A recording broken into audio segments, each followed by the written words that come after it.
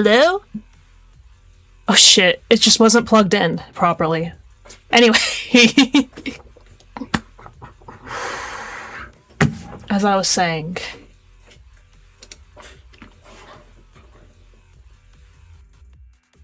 Wait. When did I get the notification that I'm getting 0 bitrate? Okay. Looks like stuff is healthy for now. Okay. Ugh, I have to keep an eye on the stream settings to make sure that everything's in order. Okay. Microphone. And then I turn it like this a little bit so that when I'm talking, I talk into it. I have to, except when I talk to chat, I guess. No, I'm not gonna do that. I have it set to follow my face around so that I don't have to do the Sunday thing where he's like, oh, I have to maintain frame and it's so tiring. Instead, I can just like, and the thing follows me. It's amazing. I love technology. This is probably based on some freaky dystopian facial recognition technology, but you know, it is what it is. Okay, let me close these docs. Okay. I really wish I could see yeah,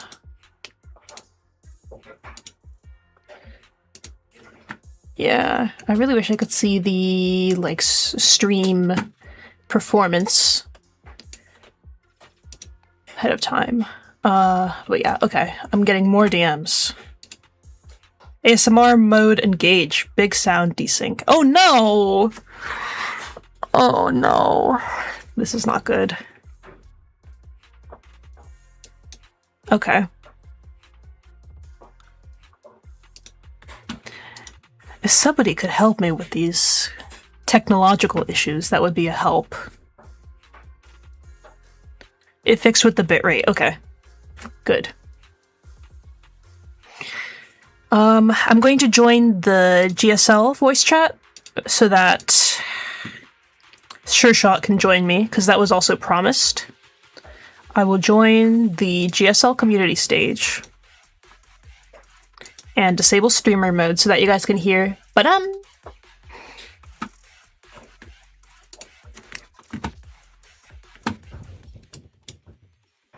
Okay.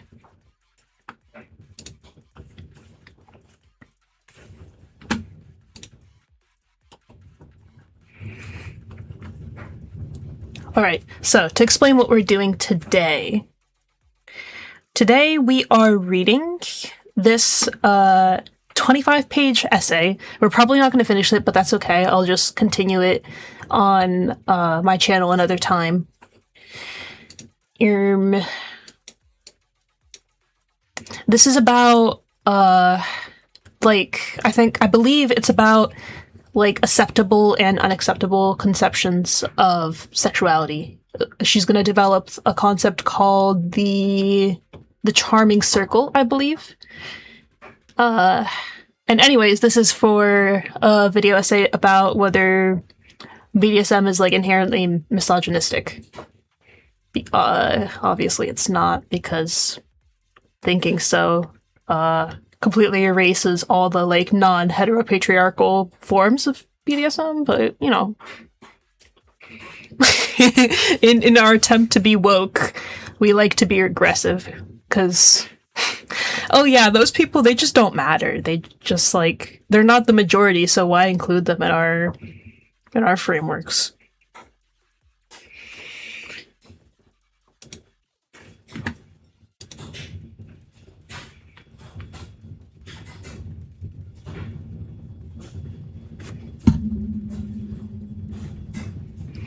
Okay. With that said, let's get started. Hello, George. I have been pretty well. I'm relaxing. This is the last week before school, so I'm trying to be like productive in my non-academic activities. This is my last chance to do all these like creative projects and really push forward on like streaming content stuff. So yeah, I'm gonna try to stream more this week in general. If we don't finish this essay, we'll continue it later on my channel. Probably not today, but another time. Okay, let's get started. Thinking sex. This isn't one essay. I'm not really sure what book this is part of because I don't have a lot of context for this paper as a whole. Hold on, let me grab my... Okay. The Sex Wars. Asked his advice, Dr. J. Guerin affirmed that after all the other treatments had failed, he had succeeded in curing young girls affected by the vice of onanism by burning the clitoris with a hot iron. I applied the hot point 3 times to each of the large labia and another on the clitoris. After the first operation, from 40 to 50 times a day, the number of voluptuous spasms was reduced to 3 or 4. We believe, then, that in similar cases to those submitted to your consideration, one should not hesitate to resort to the hot iron, and at an early hour, in order to combat clitoral and vaginal onanism in the little girls. What the heck is onanism?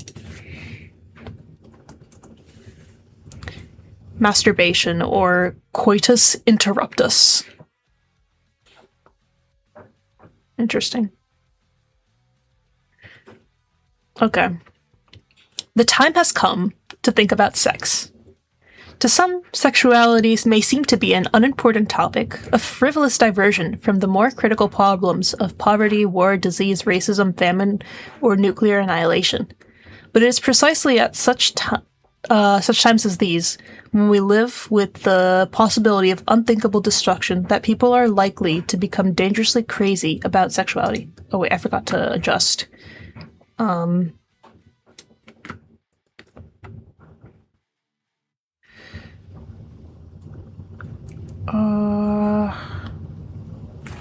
Yeah, I have to adjust the screen a bit.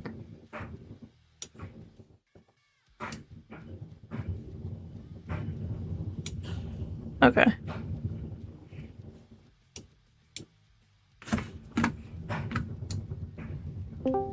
This is good enough, I think.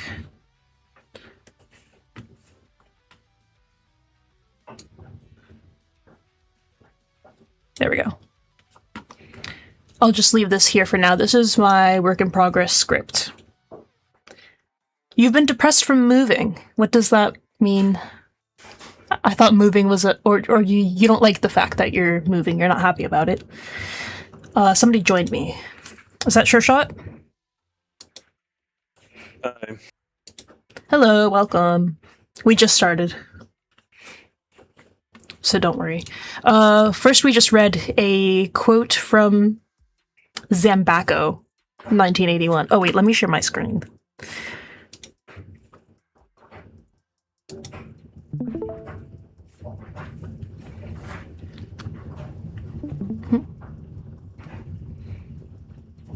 Yeah, I'll restart from the second paragraph.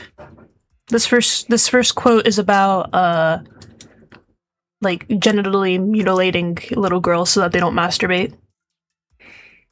Okay. Jesus. Yeah. The time has come to think about sex.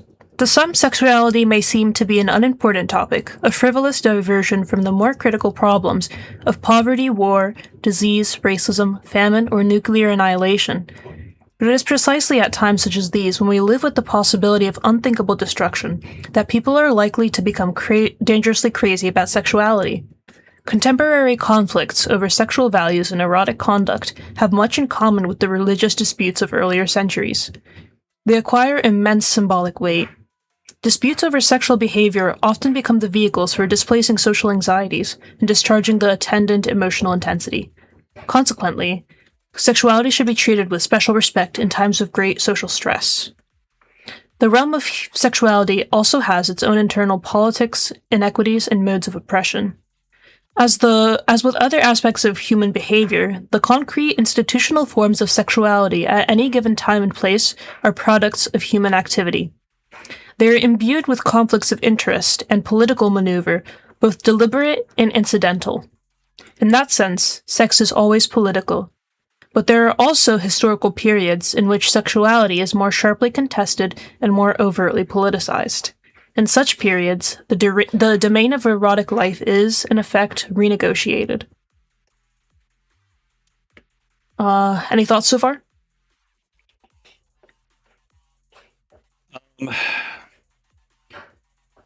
Yeah, this is very like, it's a preamble. It's Yeah. you know, what in times of crisis, things are changing. Who knew? Mm-hmm. Yeah, I have to. This is written in 1984 originally, I believe, and then republished in 85. In here. What's the title? So, I'm sorry. It's Thinking Sex. Oh yeah, I think I've heard of this essay. Yeah. Mm-hmm. Yeah. In England and the United States, the late 19th century was one such era. During that time, powerful social movements focused on vices of all sorts. There were educational and political campaigns to encourage chastity, to eliminate prostitution, and to discourage masturbation, especially among the youth. Morality crusaders attacked obscene literature, nude paintings, music halls, abortion, birth control information, and public dancing. The consolidation of Victorian morality and its apparatus of social, medical, and legal enforcement was the outcome of a long period of struggle whose results have been bitterly contested ever since. Titan, I'm pretty sure we have allowing other channels to raid turned on already. We did that. We've been raided into before by Sunday and stuff. If it doesn't work, you might need to subscribe, but I'm not sure. Your channel, depending on how new it is, or what level of verification it has, it might not be able to raid into other. Yeah, we can't raid into others because we need, I believe, 5,000 subscribers. Won't be for a while, but we're able to be raided into. Yeah. The consequences of these great 19th century moral paroxysms are still with us. Paroxysm is like an involuntary gasps, but I remember you explaining this to me, but what does it mean in this context? It means like the death throes. So like the last things that are left over from the death of Victorian. Oh, I see. society. Interesting. Yeah. The remains. Yeah. Okay. They have left a deep imprint on attitudes about sex, medical practice, child rearing, parental anxieties, police conduct, and sex law. The idea that masturbation is an unhealthy practice is part of that heritage. During the 19th century, it was commonly thought that premature interest in sex, sexual excitement, and above all, sexual release, would impair the health and maturation of a child. Theorists differed on the actual consequences of sexual precocity. Some thought it led to insanity, while others merely predicted stunted growth. To protect the youth from premature arousal, parents tied children down at night so that they would not touch themselves. Doctors excised the clitorises of onanistic little girls. Although the more gruesome techniques have been abandoned, the attitudes that produce them persist. The notion that sex per se is harmful to the young have been chiseled into extensive social and legal structures designed to insulate minors from sexual knowledge and experience. Much of the sex law currently on the books also dates from 19th century morality crusades. The first federal anti-obscenity law in the United States was passed in 1873. The Cornstalk Act, named for Anthony or is it Comstock? I think it's Comstock, an ancestral anti-porn activist and the founder of the New York Society for the Suppression of Vice, made it a federal crime to make, advertise, sell, possess, send through the mails, or import books or pictures deemed obscene. The law also banned contraceptive or abortive-fashioned drugs and devices and information about them. In the wake of federal statute, most states passed their own anti-obscenity laws. The Supreme Court began to whittle down both federal and state Comstock laws during the 1950s. By 1975, the prohibition of materials used for and information about contraception and abortion had been ruled unconstitutional. However, although the obscenity provisions have been modified, their fundamental constitutionality had been upheld. Thus, it remains a crime to make, sell, mail, or import material which has no purpose other than sexual arousal. Wait. So what's been doomed? I think that was wasn't that overturned in what was it, like Larry Flynn versus the United States? All right. Hello. Sorry about that. How you doing? We're good. We're reading Thinking Sex right now. Do you want us to transition? It's up to you guys. Are you guys like on a roll? I don't want to like cut you off. I think so. Okay. Well, I actually didn't end up doing the Daniel Tut thing, so we can do that. Oh yeah, we could read that. Let me pull it up. I believe in content farm. I can just grab it. I'll just DM it to you, or I'll put it in the open chat. Boop. Okay, I need to grab coffee. Can you give me a second, and you guys can just get set up and chat. I'll be right back. Sweet. Sounds good. Sorry for the delay. We were watching an old debate with the distributors, and it was horrible. Oh no, you said 6:30 and you're 5 minutes early. Did I say 6:30? Oh. Well then, never mind. I'll be back shortly. Okay. I'm going to adjust the frame a little bit.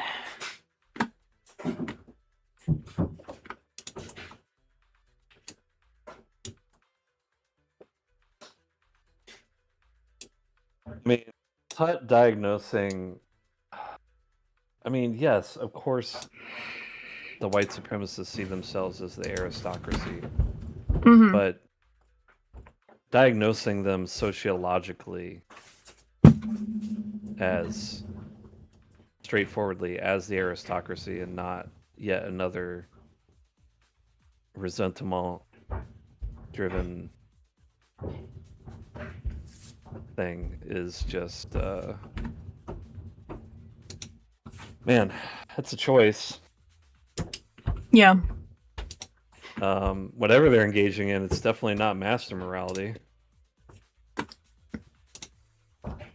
Yeah, I think the idea is that they think that it's master morality. But Tut's reading of Nietzsche is so poor, yeah. Yeah. That he wouldn't make this distinction.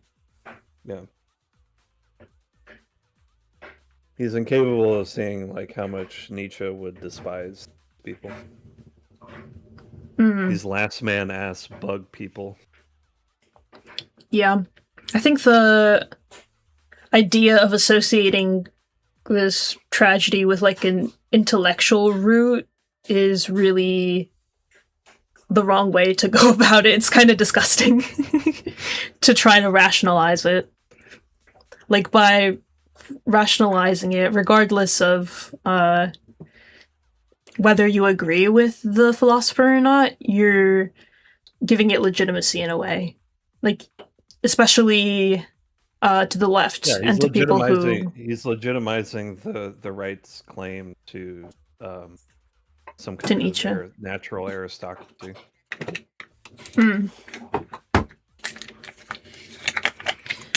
So yeah. To the Sunday Raiders, today we're gonna do some research and discuss what we find together. First order of business is the awful Daniel Tut article that somebody suggested in Content Farm. So yes, we do sometimes go through those, especially here on the GSL. Sunday has said that he wants to spend more time on this channel, so that because it is a channel that he owns after all, it's going to be both for the community and for us as well. Oh wait, let me switch screens. There we go.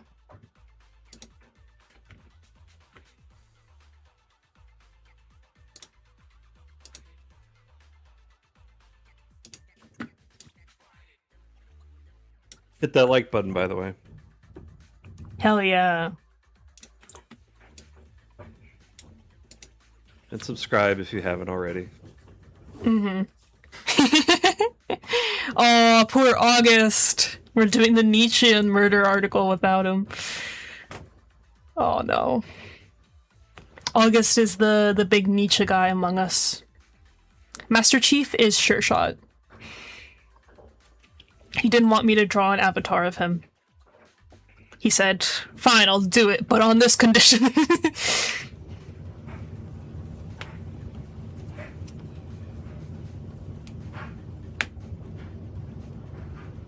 There. What are you saying, August? It's a weird translation, auto translation thing. I Oh, don't know what it's there he said for. sus. Yeah. Yeah. It translates everything. Like, people will say ya or something, Yeah. like Yeah, English they'll translate words. it. Oh yeah, that's Farsi for For potato I. or something. I don't know. Mhm. Yeah. All right. And we're back.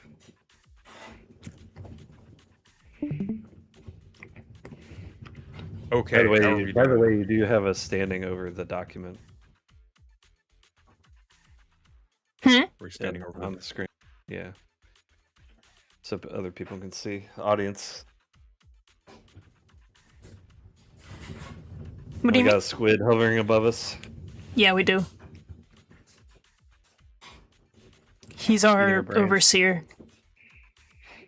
Oh yeah, he's giving us a little brain massage with his tentacles. I could use a brain massage, to be honest with you. Mm-hmm. I think we all could after we read this article. Might need some brain bleach after we read this. Mm-hmm. George, remind us what the article you suggested is about. I don't know your Discord name, so yeah. Okay. Anyway, All right. So how do we we're want to looking do at this? I'll Take introduce turns it. reading? So Okay, go for it. yeah. So Daniel Tutt, who wrote this incredibly bad book on leftists being Nietzschean in some way that's really dumb, jumped on the Jason Arde death to blame it on the Nietzscheanism of Nathan Koffness, which is funny because Nietzsche despised racial supremacists and racists in general, because in a similar manner as a moralist attempts to fabricate a social victory over a material one by imagining some extra order of moral laws hovering above reality, so that even when they are captured and beaten and enslaved by somebody else, they can go, well, you did it the wrong way, therefore I won anyway. I would rather my horrible fate than your victory. They likewise pretend that they aren't unproductive losers by going, well, we're actually part of the oppressed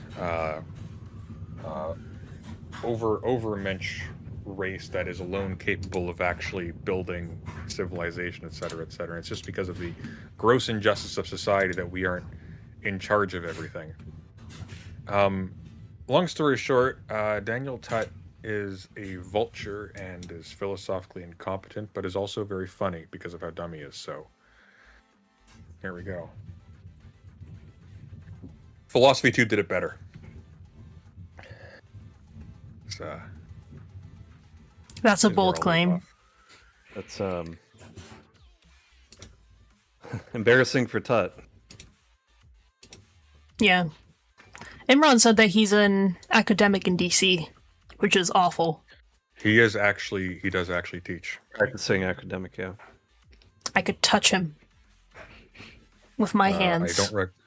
I would wear gloves. Apparently, Imran has some inside information on the genesis of this article. We won't get into it here, but Really it's interesting. Yeah, interesting. yeah. I am curious. He said he'll join in if he finds this interesting. So we'll see. Okay. All right. Well, I can start doesn't reading. Join, I guess it's not interesting. Okay. Something worse. Was the Arde tragedy a Nietzschean murder? On Academic Rivalry and the Violence of Rank by Daniel Tutt, August 23, 2026. For those outside of academia, the Jason Arde tragedy only reinforces the parochial, petty, and frivolous state of the institution. While it seems likely that Jason Arde was indeed guilty of plagiarizing the literature review portion of his dissertation and potentially falsifying research studies, the media ran with these accusations and expanded them into an all-out assault on his entire career, portraying him as completely fraudulent, full stop. The Wait, pause a UK second. media... I love how the immediate move is to go like, oh, yeah, so this guy had like credible plagiarism and research falsification accusations going. It wasn't But that it's bad. but it's the media's fault for jumping on a story, and it's like, well, no, maybe the problem is actually the institution that allowed this to pass, and simultaneously allowed someone like Hoffness also to get a job. Like, I keep thinking when I look at this, like Jason Arde, like we looked at the material. I feel pretty confident saying the plagiarism accusations are fairly reasonable. When I look at the material that Arde wrote, and I look at the material that Koffness publishes, the quality of thought, and I have to say, I was not impressed by Arde's work. The quality of thought disparity is remarkably slanted in Arde's favor. Koffness is dumb. Koffness is really... I consider the fact that Koffness got in legitimately to be more of a scandal than the fact that Arde was a plagiarist. Arde being a plagiarist is more embarrassing in terms of like integrity. the ethics of the university. Yeah. Koffness getting in is embarrassing in terms of, oh, so The standards. you must have some really stupid bigots on your hiring committees, because oh my god, Or people who just paid zero attention. or people who paid zero attention. Which, to be fair, maybe they both got in for the same reason. Mm-hmm. I'm very quiet, apparently. In a better Yeah, I world, turned you up. neither of them would have crossed paths in this way. Well, in a better world, like Koffness would have just done the work, bluntly. Yeah. So, or if he couldn't do the work, like for whatever reason, like he was unable to, there wouldn't be this incentive structure, A, for him to cheat his way in, and B, for other people to let that slide, because the whole thing is just a cheat across the board, and it's just one of those unfortunate cases where you can see like the worst possible outcome of that, where it's like there's no off ramp for this guy, like legitimately, like whatever. I don't think it's actually been declared why he died specifically. I'm hesitant to say it was like self-inflicted at this juncture, but like deliberately self-inflicted, I should say, but like whatever happened, like what alternative did he have realistically except, oh, I'm just going to live in shame for the rest of my life, forever, and no matter what I do, like there is no rehabilitation here. There's more rehabilitation for murderers than there are for someone in his position, because at least the murderer gets a sentence and it can say I served it. Well, and somebody like Koffness gets to continue having a career. Yeah. There was a public letter signed by apparently hundreds of academics on about his suspension, protesting his suspension. Let me post that here. I'm a little curious if we see anybody in that list Protesting that we recognize. Arde's suspension? No, Arde was never suspended. Protesting Koffness' suspension. Oh, Arde God. just resigned. Oh, I see. Yeah, and I've got the actual open letter linked below. It's a little hyperlink below that doesn't have a preview, and you can see all the signatories. I'm curious if we see anybody we recognize. I imagine we will.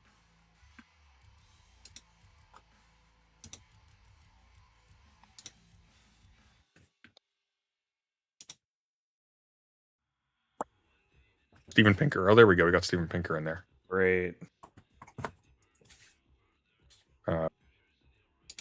We should too tally like how many of these people are in photographs with Jeffrey Epstein before before online photographs were a common thing. So these are like Take a shot every time. their accomplishments. Gonna Michael get alcohol Shermer. There we poisoning got by Michael then. Shermer. Do we have Kraus? Do we have Kraus? We got Lawrence Krauss. Do we have Dawkins?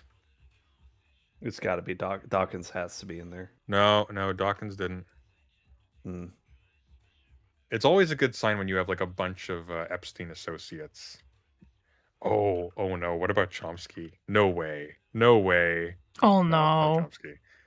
The terrible physics YouTube woman, Sabine Hossenfelder? Oh, good call. Yep, she's there. Good one, August. Sabine Hossenfelder's on there. Amazing.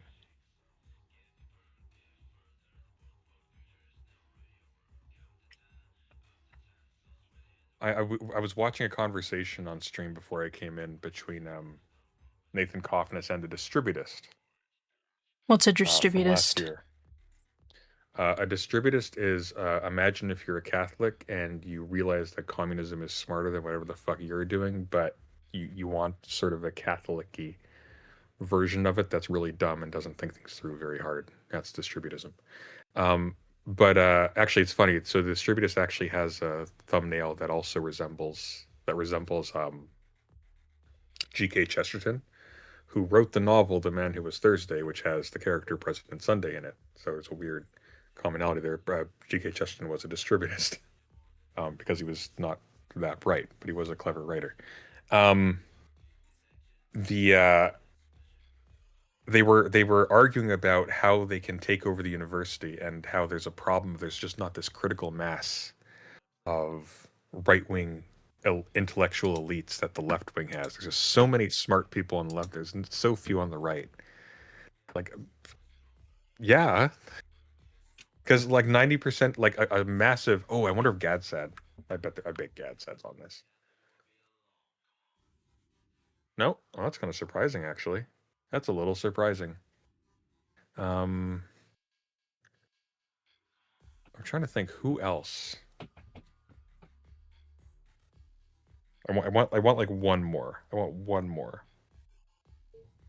Someone who would be scandalous, you know. Like Matt McManus was on here. That'd be a scandal, but he's not, of course. Anyways, you get the idea. Mm-hmm. When did Coffness get suspended? I think it was either yesterday or the day before. Let me see here.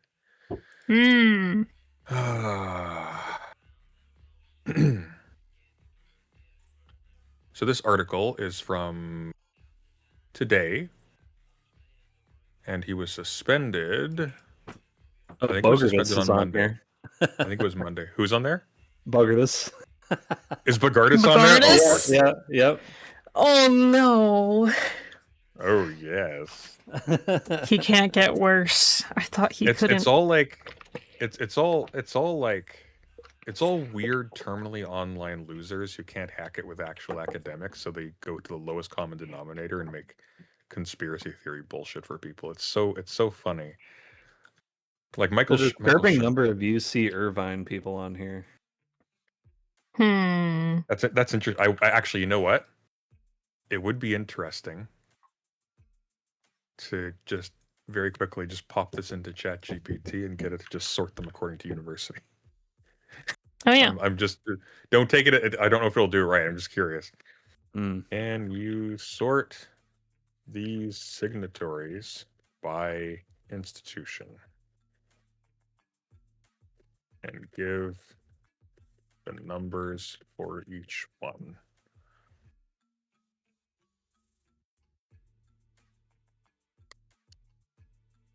I'm a little curious because that would be interesting if there's a concentration. It might actually tell us something.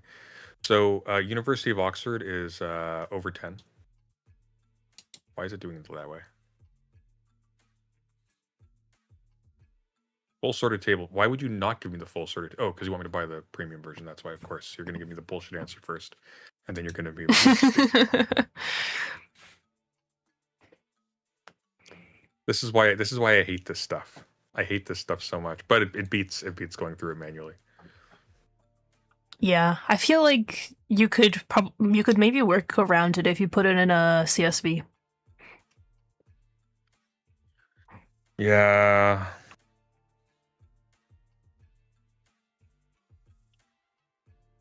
Make a full table and stop bullshitting me.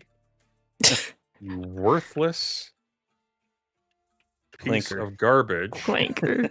I hope Rocco's Basilisk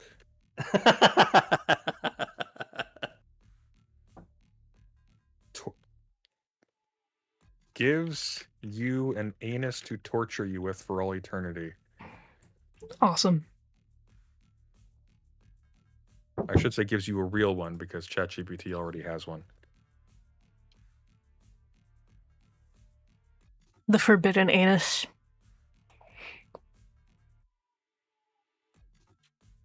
It is now complying. You're right. I was giving you excuses instead of doing the job. Damn right you were. Okay. Oh my god. Anyways, long story short, the vast majority of them come from these 4 institutions: the University of Oxford, London School of Economics, University College of London, and Cambridge itself. And then afterwards, this is maybe where it gets a little bit more interesting. Plymouth, Kent, Leeds.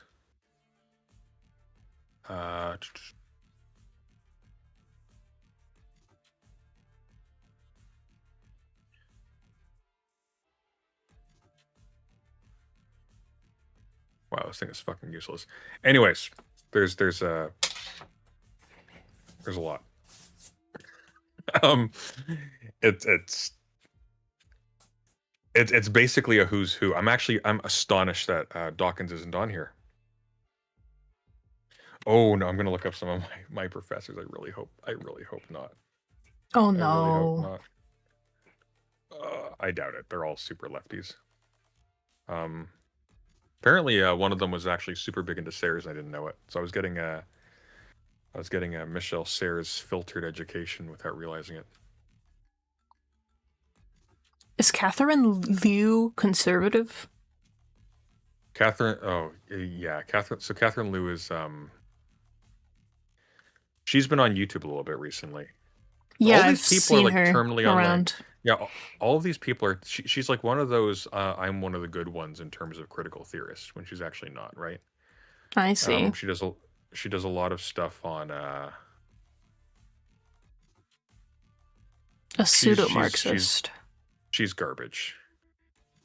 Yeah, well, she's like an elite theorist, but not like someone who actually understands elite theory.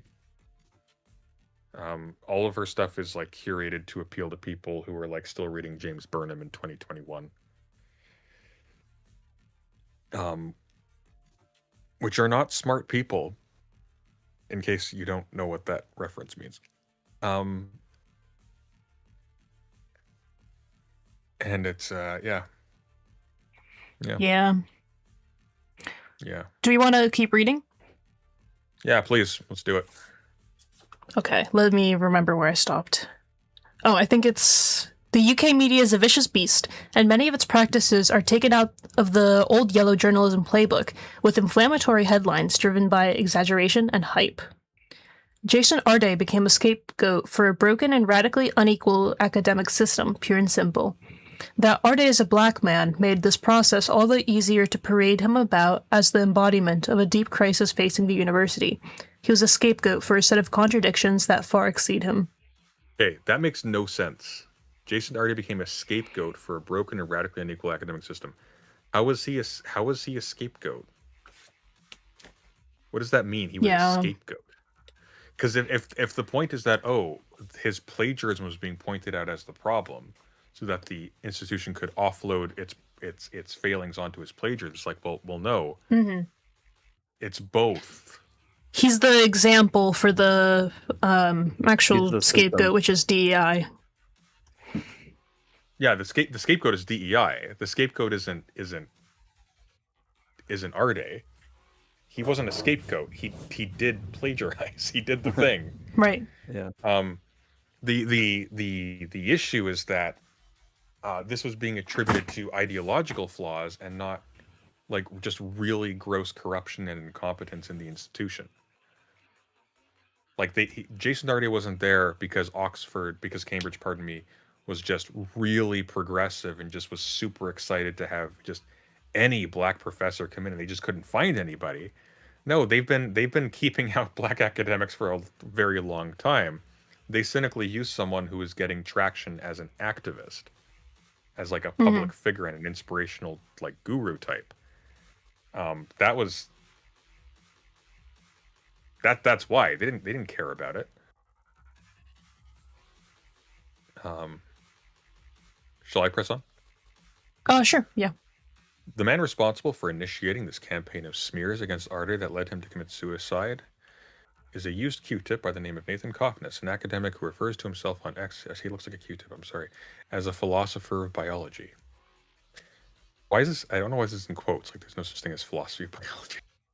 He harbors, and by the way, like a lot of philosophers of biology are people that we talk about all the time. They're not racists at all. They're very progressive leftists and often like philosophers of science in other areas as well. Like I talk about Susan Ayama a lot.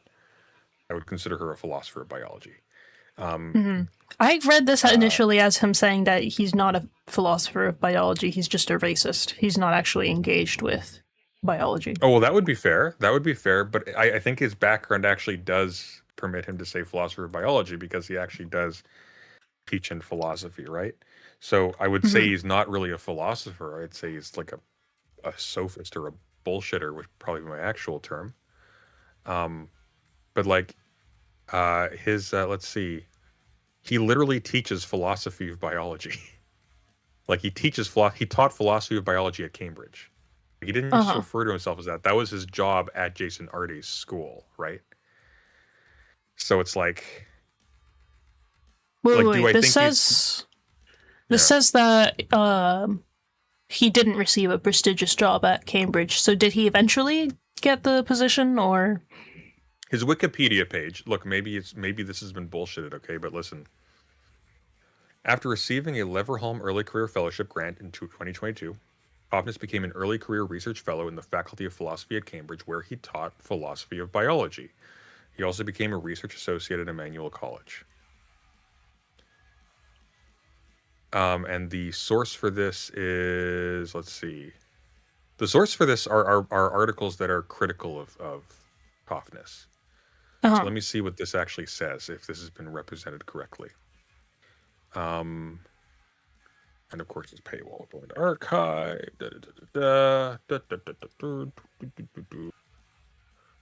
Here we go. I keep doing that do thing ever since I started watching Morbid Zeus streams. I need to stop doing that. It's infectious. Let's see. There's a Jordan Peterson, a Jordan Carr Peterson, not Jordan the Jordan Peterson. That's funny. It's like the lesser Ajax. Coffness was hired by Cambridge in 2022 after securing a grant from the Leverhulme Trust. Oh, this is... They literally plagiarized the article in the Wikipedia article. That's funny. Or the Wikipedia article plagiarized them? Yeah. I'll show you. Hang on. So this is the article.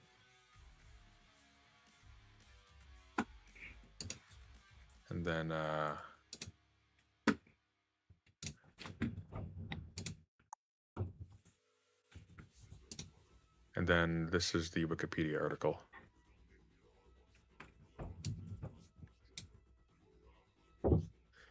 So just scroll down to Coffness was hired by Cambridge in 2022.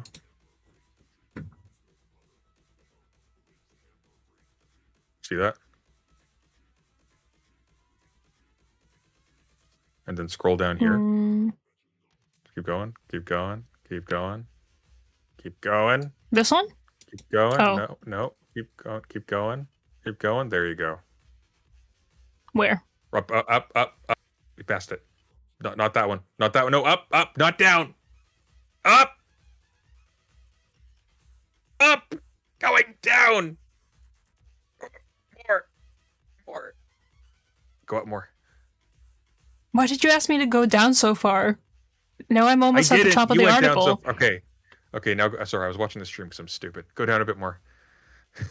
Go down. Go down. Stop.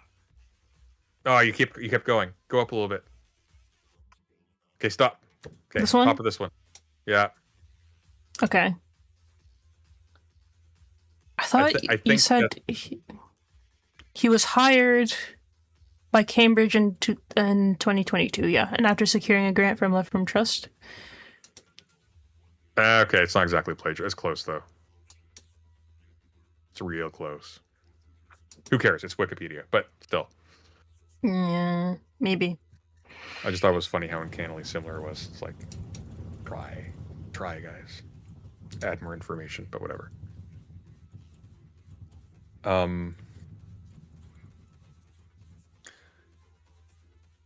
So, the man responsible for initiating this campaign of smears was Nathan Coffness, an academic who refers to himself on X as a philosopher of biology. He harbors extreme racialist views. He believes that black people are inferior to whites based on IQ.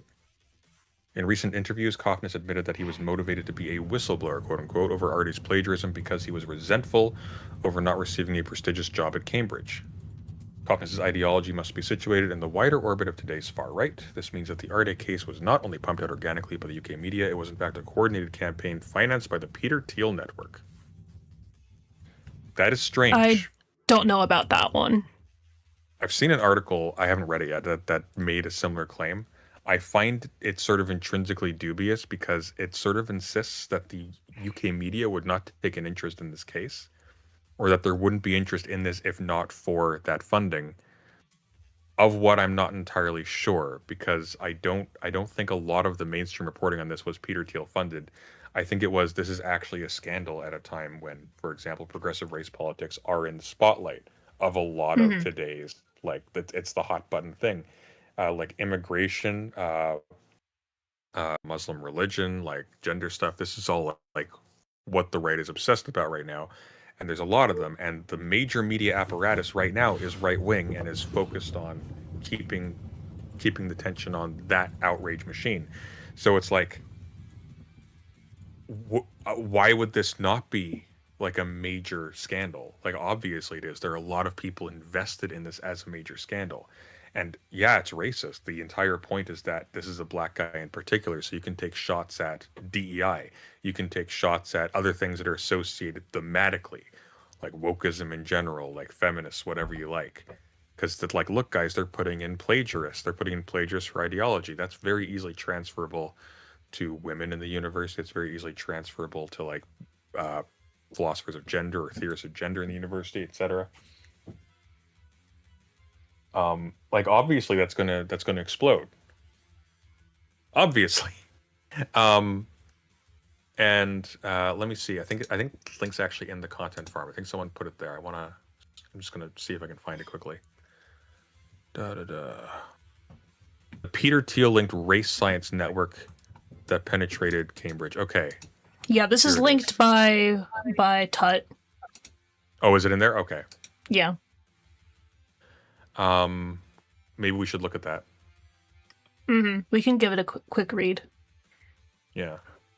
Okay, Jason Ardé, a 41-year-old academic who resigned as Cambridge's Professor of Sociology of Education, was found dead on Friday following intense scrutiny of many aspects of his qualifications and personal life by the majority of the established press. His coordinated targeting by an explicitly anti-black race science network did not come out of nowhere, Byline Times can reveal. Backed by the pro-Trump Silicon Valley billionaire Peter Thiel, this network has spent a decade penetrating Cambridge University before reaching Reform UK, Restore Britain, and the pan-European far right. This phase of the campaign against Jason Ardé began when academic and anti-black racist Nathan Coffness raised claims of plagiarism in Ardé's work in a Substack post last month. The story it fueled was then dissected in more than 200 articles across the majority of the British press in the weeks that followed, both in print and online. It was striking that many of these articles did not acknowledge that the central accusations were being made by a man who believes that inherited racial differences make black people less intelligent and would leave black people absent from virtually every elite position in public life outside of sport and entertainment. They also did not mention that Coffness had used the terms arsler, illiterate, and mentally disabled to describe Jason Arday, while noting that he was black. Coffness said that an unidentified male Cambridge faculty member had supplied him with information about Arday. Before even examining Arday's PhD thesis, completed at Liverpool John Moores University, Coffness had dismissed him as just another DEI hire, referring to diversity, equity, and inclusion schemes. At the ideological center of the network is Aporia, an online magazine which serves as the public-facing arm of the Human Diversity Foundation, now known as Polygenic Scores. The Human Diversity Foundation was a rebranded and relaunched version of the Nazi-era Pioneer Fund, which sought to mainstream its eugenics doctrines through Aporia. Tech billionaire Peter Thiel has cultivated ties to key actors in this network, to Cambridge University professor James Orr, through whom he channeled a donation to Cambridge, to Orr's Cambridge Circle, to online magazine Quillette, which published attacks on Arday, and directly to Nathan Coffness and Aporia senior editor Noah Carl. Orr linked this infrastructure to politics. Reform UK's head of policy and an advisor to the Free Speech Union organisation, he invited Aporia into national conservatism. At the Sanctuary, a right-wing hub in Westminster, Aporia and the Orr-backed Cambridge Scrutonian Society have separate offices provided by crypto-billionaire Ben Dello. Dello gave Reform £4 million in early 2026. He has also sponsored the Free Speech Union, which is the organization that helped sue Cambridge over... or Emmanuel College over Nathan Coffness's dismissal in 2024. Wait, wrong article. By understanding this network and its ideology, a more accurate picture can be developed of the motivations behind the disproportionate attacks on Jason Arday that continued even after his resignation from Cambridge University. A random black person. On 21 July, Nathan Coffness published the article which launched the campaign against Jason Arday. Titled DEI Fraud and Cover-Up at Cambridge, he portrayed Arday's appointment to Cambridge University in 2023 as evidence that it had grabbed a random black person and abandoned academic standards in pursuit of diversity. On 9 August, Coffness said that a male faculty member at Cambridge University, who he said he was not allowed to name, had contacted him on 13 June with information about Jason Arday. He referred to this person as a whistleblower who feared professional retaliation. Oh, this is interesting. Because Tut says that Coffness was the whistleblower, or referred to himself as the whistleblower, but it turns out that it was this other person. Coffness then examined Arday's PhD thesis and published his allegations about alleged plagiarism. Liverpool John Moores University had already formally tested the central allegation about Arday's PhD thesis the previous year, following claims by the Times and the Telegraph. Its inquiry found citation defects but did not uphold plagiarism, concluding that the problems were caused by honest and reasonable error, compounded by the inadequate supervision regarding Arday's learning disabilities. Arday told the Times that his autism affected how he processed information. I'm going to skip down a bit. Because this is stuff we already know. None of this matters. I want to know about the Thiel stuff. Yeah, exactly. And the book that wasn't published. Okay. Yeah. This article seems to be doing a lot of bullshit. I'm not going to lie. Mm-hmm. And it really does feel. Here we go. The Pioneer Fund rebrand. So the campaign against Arday did not come out of nowhere. The Cambridge network that Byline Times first exposed in 2021 began forming in 2016 and 2017 when Thiel Capital Chief of Staff Charles Vaughan attended meetings at the university. He encouraged conservative academics to build ties, recruit sympathetic people, and build media and political influence. The clearest mass market distillation of the Pioneer Fund's worldview was Charles Murray and Richard Herrnstein's 1994 book The Bell Curve, which argued that black people were less intelligent than white people, partly for genetic reasons. The Pioneer Fund... Okay, we're still going on this. Peter Thiel, who, as Byline Times has revealed, made a secret 5-figure donation to Cambridge University through James Orr, also harbored his own direct ties to the founders of Aporia. There is literally nothing here that is actually establishing that the media campaign, A, first of all, was a campaign, and B, was at the behest of Peter Thiel. I'm just skimming through it right now. Like, it just doesn't go there. It just doesn't, because this was literally just covered by mainstream media, and most of the mainstream media reports actually made specific mention of Hoffness's statements. Like, nobody was covering for him there. So it seems like they basically found, like, look, there are some right-wing media outlets that took part in this, and there's money moving between Peter Thiel, who has an interest in a hostile takeover of the university system, and Kaufness directly. Cambridge, and Kaufness directly, and Cambridge.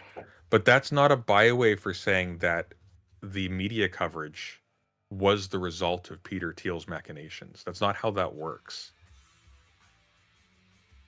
Like, and it's weasel wording. Like, even at the top here, backed by the pro-Trump Silicon Valley billionaire Peter Thiel, this network has spent a decade penetrating Cambridge University before reaching Reform UK, Restore Britain, and the Pan-European Right. None of this actually says, like, draws a connection between mainstream media coverage and this. It just points out Kaufness, the guy who broke the story on his blog, had connections to Thiel. That's not an argument, though. Like, what? Like, does that mean that Thiel owns everything else Kaufness ever did? Like, what? How does that work? It doesn't prove anything. No, it proves literally nothing. And it's like, yeah, would Thiel have funded this if he thought it would do that? Maybe. But that's not enough. There was enough like organic interest in this for it to have. Yes. I already used the word organic for this to have happened naturally. Yeah.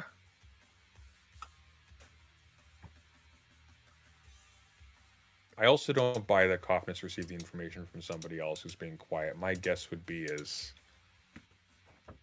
he probably was given a tip by somebody, and that person probably wasn't allowed to have that information. And it's not that they were afraid of reprisals; it's that I don't know. I always find it suspicious when someone like Kaufness makes that move. For a couple of reasons. First of all, because if you're a nameless professor who has those views, this is a gold mine.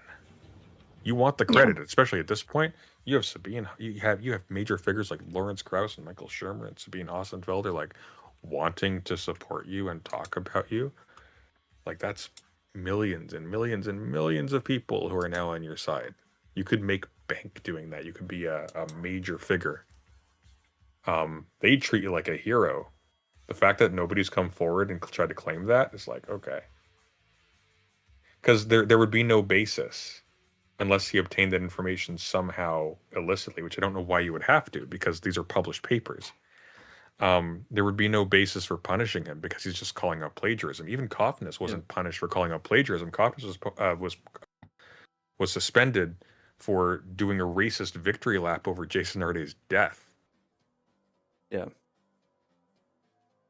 I'm surprised he still had a job after the 2024 debacle. Because the institutions are heavily racist. You don't ask how he still has a job. Ask how he got it in the first place. Well, his racism could have been more covert in the past. It wasn't. I looked at his publications.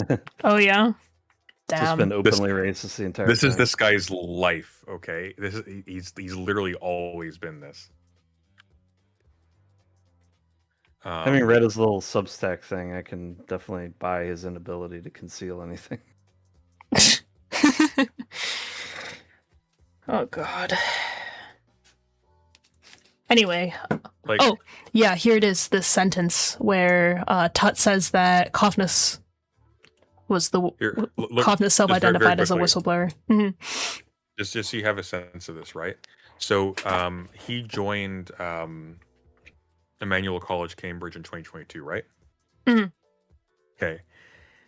In 2012, pardon me, he wrote a book for the Ulster Institute for Social Research, which is a race and IQ think tank. Ulster would be up to that. Yeah. God damn it. Yeah. Fucking love it. He published an article in Philosophical Psychology arguing for the study of race and intelligence. This has been like a thing, and like this isn't just a thing. Like he's been, and just so you understand how racist these institutions are. By the way, like they're not like boomers. It's not like a little bit. It's not like they're like, oh, we're free speech, absolutely. No, Like it's like KKK. this was in 2019. This was already out.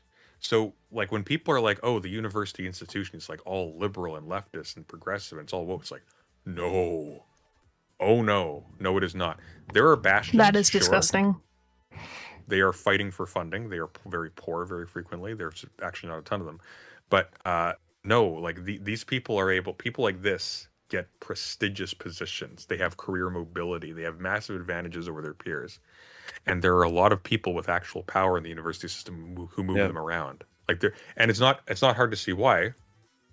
If someone like Peter Thiel's giving massive donations to universities, well, guess who in the universities is attracting those donations? Mm-hmm. I think the euphemism for it is like biological realism or whatever, but it's basically the collection of people with otherwise legitimate careers joining in to create a intellectual fellowship for racism. Well, I mean, Kaufman explicitly describes himself as a race realist. Yeah. Yeah. Yeah. So.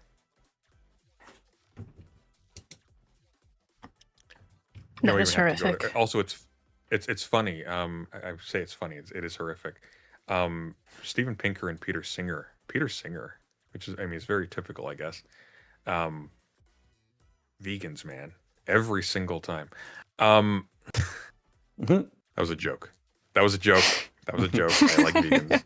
Mr. Sunday, I'm a vegan and I object. Oh, so you mean you're all plant-based? So if I eat you, I'm still a vegan. Got it. Okay. Peter Singer and Steven Pinker were defending him from investigations as early as 2024. Kaufman? Not even from firing, just from Kaufman. Not even from firing, just from investigations. Not even certain that the investigations would lead to firing. Because these institutions are so racist. Yeah. I mean, Steven Pinker is also just like a horrible, useless hack to begin with.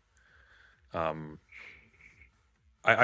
always baffled. Like when you look at like the kinds of public intellectuals from these universities that make money and sell lots of books, they're almost never leftists. It's almost like leftists aren't actually a major economic or political power in universities to that degree. Not anymore, like at least. No, definitely not. Like for a little while, like they were capable of, while there seemed to be sort of an alliance between media and business in attempting to pretend to be progressive as essentially a marketing strategy, where you'd have like pink-washed banks and everything. That ship has sailed, and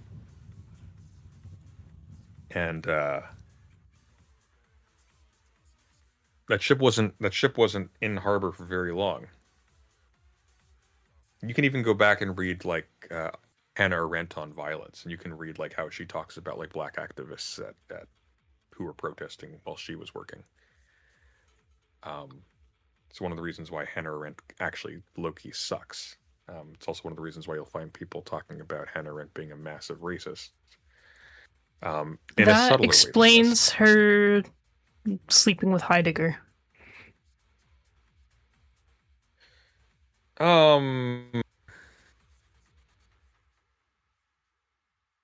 Well, maybe her sleeping with Heidegger explains that. Either or. I'm not entirely convinced either way. Actually, I think it was a matter of contempt for class first and then race by association. So I think she's an incidental racist, right?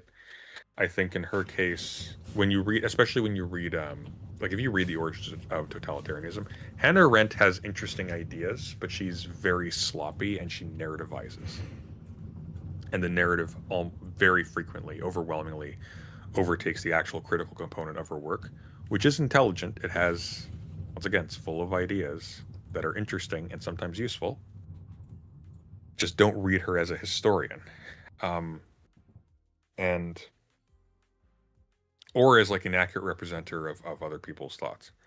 Um, she'll talk about like the mob, right? The mob, and she'll one of her famous characterizations of the kinds of people who comprise um, the both simultaneously the masses that were responsible for propelling the Nazis and the Bolsheviks is these are mixes of all classes. These are the trash of all classes together. And what's important is not that it's all classes. What's important is that um, it is the elites, it is the wealthy, etc., and the privileged that are colored by their association with the lower classes who are trash by default. That's what taints it. So I think it's the classism first, and then a contempt for racial justice activists and black activists in America on that basis because of that association in her head. Yeah. Someone in chat Anyways, she is. sucks. Yeah. I see. I didn't know that about Rent. Somebody in the chat is saying that there's a PDF of the judge's summary and verdict when Kaufness sued the university, and is asking if they should send that in the Discord. Yeah, maybe Perhaps that could in be interesting to content look at. I don't- farm? Yeah, if put it in content farm and we'll check that out maybe. We'll see. Let's get through this article first. So we're interested in Tut. At the moment, anyway. Okay. At the moment, anyway. Yeah. Sure Shot, do you want to read the next paragraph? Me or Sure Shot? I said Sure Shot. Yeah, Sure Shot. Sorry, you cut out for me when you. Give me a second. You're on the paragraph beginning with recently. Recently, okay. Recently, I offered my thoughts on the Arde case in this stream, and to prepare for it, I watched a few Kaufnass's interviews before the Arde case, such as this one with Dave Green. In watching and reading Kaufnass, I was drawn to his debate with the Nietzschean internet personality, Bronze Age pervert. Jesus Christ. Both Kaufnass and BAP have very distinct Nietzschean idea of race. No, they don't. No, they don't. To grasp Nietzsche's view on race, we need to start with his critique of slave morality, which is, as I have argued here, wherever that is, I'm gonna look at that later. That's going to be his verse. That's going to be his. Is it Zero Books or Repeater who publishes it? That's going to be his book. Oh, his book. Okay. Based on the idea that modern life suppresses a natural spiritual hierarchy of rank. There's a political. Oh no, it's an article. It's another article. The Antinomies of Nietzschean Marxism. Oh, weird! It's got Jonas Sika's video right next to it. Actually. It's got Cuck Philosophy's video, book right next to it for some reason. Why is that? Daniel Tut. Oh my God! Daniel Tut reviews Jonas Sika's How to Philosophize with a Hammered Sickle. Oh, it is a review of that book. Oh, that is weird. It's by the way, I'm a little bit curious as to how this idiot reviews this. Jonas Sika's book is very bad. It is very bad. Yeah. Jonas Sika's isn't bad. He's just kind of mid. Like he's a typical video essayist. I think he shined when he was making pithy little responses to like Stephen Hicks and Jordan Peterson and Sam Harris. Like those were good videos. Mm-hmm. I really don't understand why he thought on the basis of making those videos that he had to write his big philosophy treatise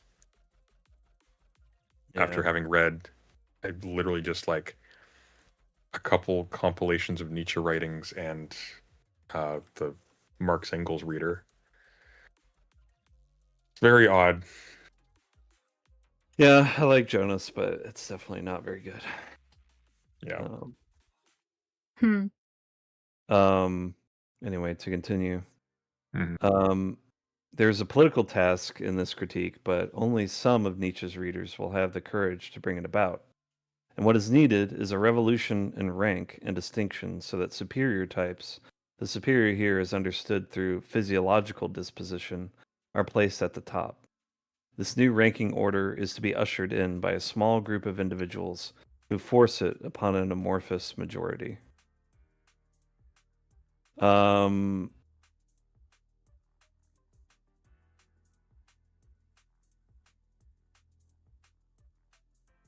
Physiological disposition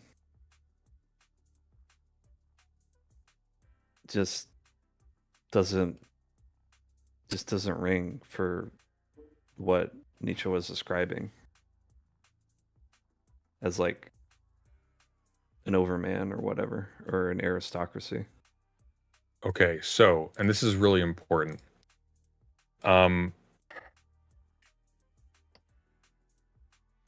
Nietzsche, and he will repeat this several times, insists on being yes-saying with respect to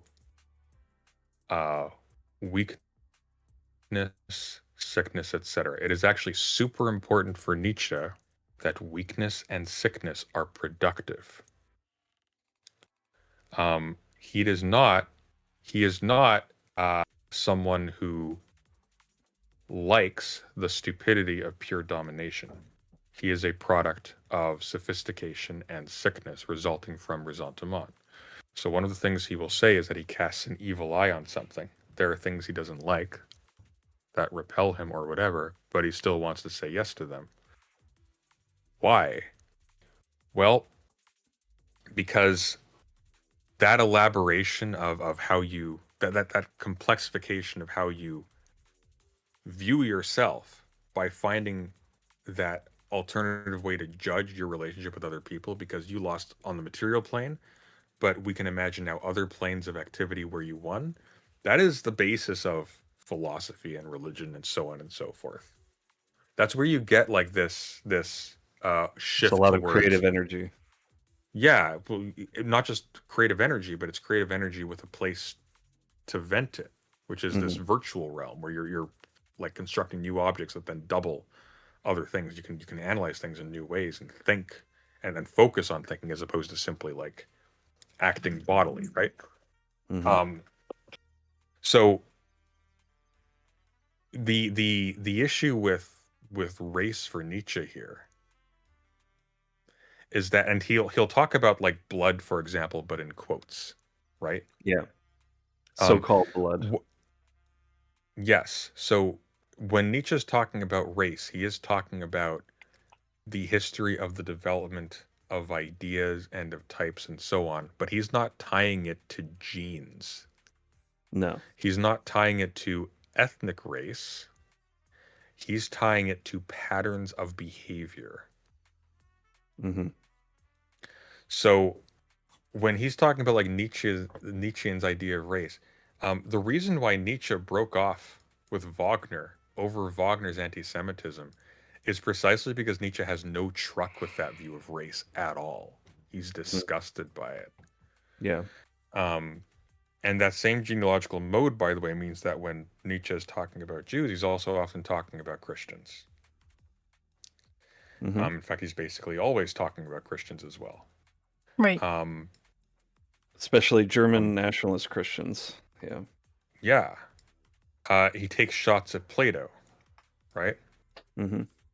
Christianity is Platonism for the people. He's saying it's literally Platonism. No, he's saying it shares a kind of behavioral is the wrong word, but it's a qualitative. It shares its spirit, so to speak. It borrows from its attitude, right? It's a behavioral thing. Mm-hmm.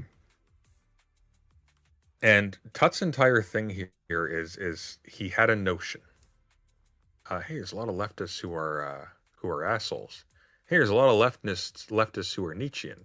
Oh, obviously that's what caused it. Yeah. It's a very juvenile attitude that a lot of reactionaries in university have. I know Yeah. this from experience, where they will try to look for, okay, who's the thinker who poisoned civilization's mind, who ruined everything. Mhm. Oh, it was His all, fault and as you'll find always. videos about this. Yeah, you'll find videos about this online all the time too. Like Academic Agent made a video addressed to Sargon of Akkad once called "Rousseau is the problem." Rousseau caused this. Yeah. Like Marx caused this, sure, but who I caused saw Marx? I Rousseau. saw Who caused Rousseau? John Locke. Who caused John yeah. Locke? I saw a video where Yeah. Jordan Peterson was talking to Camille Paglia, and they were blaming Kant for the degeneration of Yeah, Western or Kant. civilization. Yeah, they've done that. Yeah. And who caused Kant? Like Rousseau, obviously.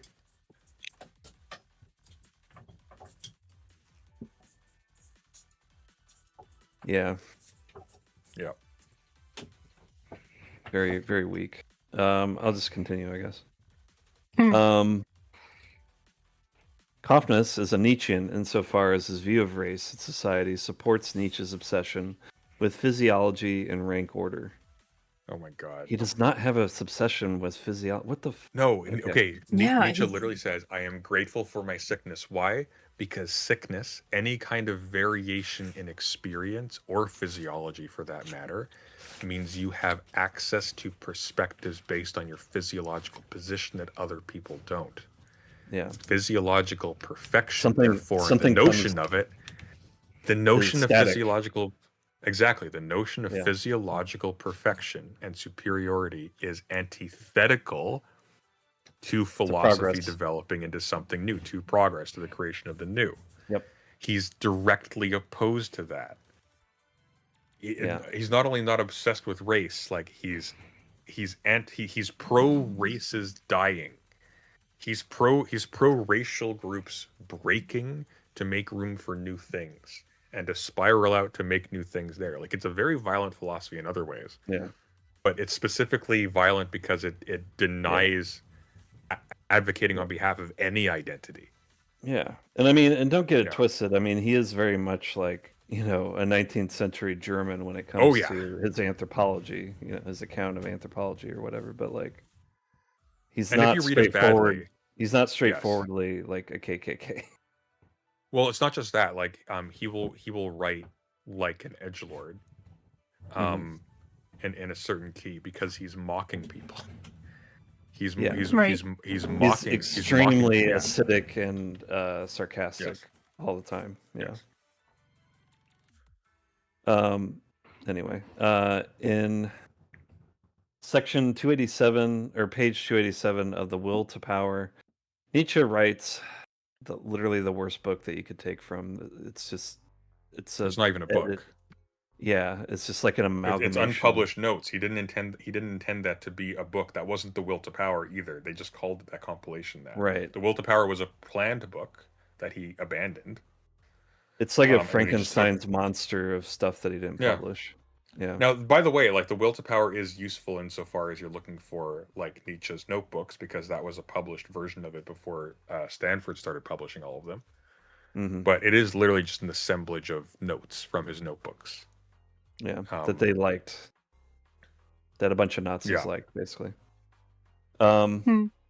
Writes, my philosophy is directed toward a rank order, not toward an individualistic morality. In Daybreak, page 119, Nietzsche argues that our judgments are images and fantasies arising from physiological processes unknown to us. From a Nietzschean perspective, the problem with Arde's lies and distortions is not that they are particularly surprising or that they are to be understood as malicious. For Kaufmann, Arde is an inferior individual inserted into a system that has lost what Nietzsche refers to as the pathos of distance. I have a strong suspicion that absolutely is not what the pathos of distance means. Do you have any clue to that, Sunday? I do, actually. So this is from Beyond Good and Evil. And this is, by the way, one of the ways in which Nietzsche is heavily influenced by Machiavelli, and he will actually quote Machiavelli. Let me actually just pull it up quickly. Give me a second to pull it off my shelf. I'll be right back.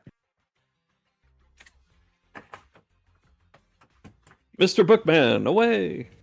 Mr. Bookman, get your Alrighty. Machiavelli. I have BGE right here. Wait, no, I can't pull it out. My monitor's gonna fall down. Damn it. What's damn it? What happened? I pulled Beyond Good and Evil out of my book stack that's holding up my monitor. And my monitor almost fell over. So college student. You okay? Yeah, it's fine. Okay. I want to grab some kefir. I'll be back. Go for it. So, I'll just get into this quickly. We'll recapitulate when Richard returns. Mhm. This is it's the beginning of part 9. What is noble? Every enhancement so far in the type human being, quote unquote, was the work of an aristocratic society, and it will be this way again and again. A society that believes in a long ladder of rank, order, and value difference between one person and another, and in some sense requires slavery. Without the pathos of distance as it grows out of the ingrained difference between classes, out of the constant looking out and looking down of the ruling caste on subordinates and instruments, and out of its likewise constant exercise of obeying and commanding, of keeping down and keeping apart, neither could that other more mysterious pathos grow at all, that craving in the soul for ever new expansion of distance, the development of ever higher, rarer, more remote, more widespread and comprehensive states, in brief, the enhancement of the type human being, the ongoing self-overcoming of humanity, to use a formula in a supramoral sense. Okay.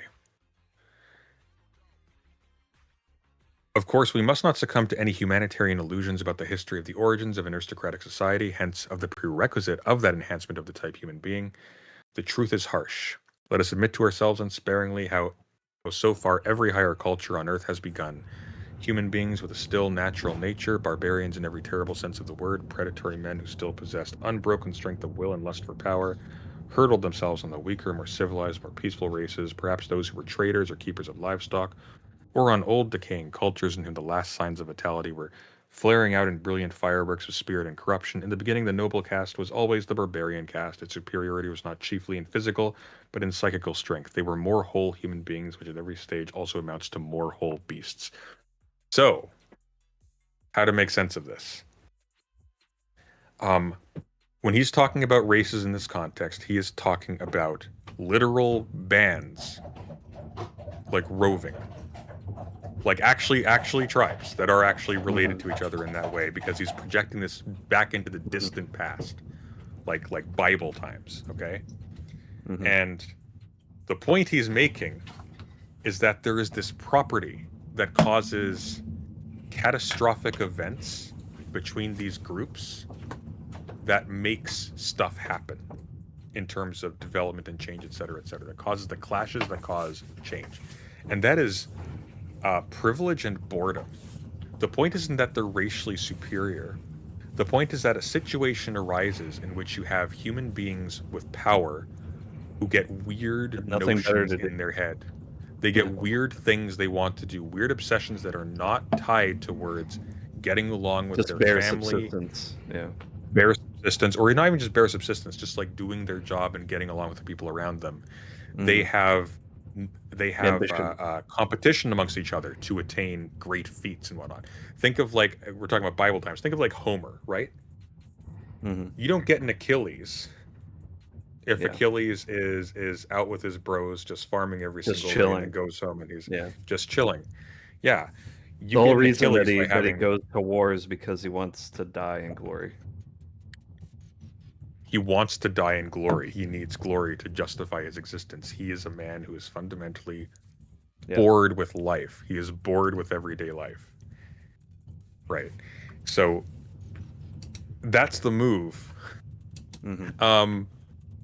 Arde didn't lose the pathos of distance. The system didn't lose the pathos of distance. Why did Arde plagiarize his work to get in there in the first place? He had ambition. He was trying to imitate the pathos of distance. No, he has the pathos of distance. Well, yeah. This is someone who has a need to do something and be something great. He just went through a cheating path. Yeah. Which, by the way, has a long and story. He's in excellent company, historically speaking. Right. Like it's astonishing like how little this guy like, and Nietzsche is not hard. Like he's really not that hard. He can be tricky if you're reading him flippantly, or if you're reading him with contempt Yeah. because you have a Well, thesis yeah, and you want to defend if it. you read him, like if you just like morally react to everything that he says, Mhm. yeah, like of course you're gonna come to the conclusion that Tut does. But like it's an Yeah. entire book. Like going Yeah. through an entire book with that register is just like so God. We got a time traveler raid apparently. I don't know who that is. It's Who's in time travel? time. Oh, oh, I see. Ha ha ha. Welcome in time. Welcome, Nick Suter people. Hello, welcome. Titan was telling me to raid into you guys, but we were gonna keep. We were still going. Yeah. So pathos of distance has to do with the different tempos of existence that operate between like the common people who have to work to live and have to get along with each other and typically own property in common, and the few isolated aristocratics, like the privileged, who are in competition with each other for feats. And those people are the ones who tend to do big, bombastic, violent things that change the face of the earth, right? Your Alexander the Great's characters in Shakespeare plays, the Roman emperors, traitors, criminals, etc. They are people who are breaking the mold. Hell, democracy emerges from this. Yeah. Uh, um, How does Rejected democracy nobles. emerge from this? I can give it to you actually, very specifically. So in ancient Greece, originally you had rule by tribes, right? The political community was made up of big families that voted, and your position in the polis was determined by how you were ranked according to the paternal cult. But what if you had ambition to be in charge and that wasn't available to you? You were not chosen by that system. Well, you might look at all of those other normal people who don't have political rights and go, "Hey, I'll make you a deal. You will back me in a violent bid for power, and I will reorganize the system to serve you." So they did. So if you read Aristotle's Constitution of Athens, which is a history of the development of the Athenian city, it'll be a series of usurpations by what are called tyrants. And the difference between a tyrant and a king in this context is that a king attains power through official, correct means, and the tyrant does not. The tyrants in this case were very positively disposed towards the poor and the common people, which is why Cleisthenes, for example, and this is where democracy comes in, Cleisthenes redistributed the voting blocks of Athens so they didn't represent the holdings of the great families anymore. Instead, he broke up Athens into these sections called demois. And the demois involved cross sections of all classes of society within reason. And you voted on behalf, thenceforth, of your demoi. Yep. So you had rule by the demois in order to specifically undercut the rule by the great families, by the clans. And boom, you have democracy. And there you just have, like that. yeah, and then you have the progress of civilization as Nietzsche describes it, where the underclass rises and creates a new value system.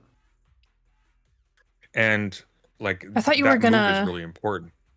explain how it comes from specifically these people who don't have to work and get along, wanting to contribute something great. It does, because who engaged, who organized the revolt, who organized the usurpation of power? You needed someone to use to be motivated to make that deal with the population.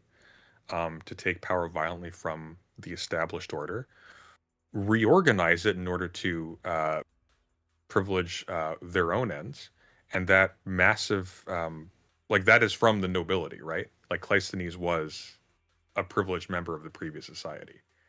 Pisistratus was a privileged member of the previous society. Like all these people come from privilege. They had power to bargain with the people in the first place. They had recognition and so on. It wasn't just like some random dude like Jesus of Nazareth decided to just say, "Oh, we're going to revolt now," because that happens all the time. They just get killed when they start talking about it. As ancient Greek societies were constantly terrified of their slave populations or of their lower classes, because when they got attacked by other cities, the invading people would make deals with the slaves in the lower classes to undermine them from within, open the gates at night, etc., etc. By the way, just a little side note. There's a movie coming out about the biggest peasant revolt in England, where they actually took London at one point. Oh yeah, Yeah. who's making it? Let's see.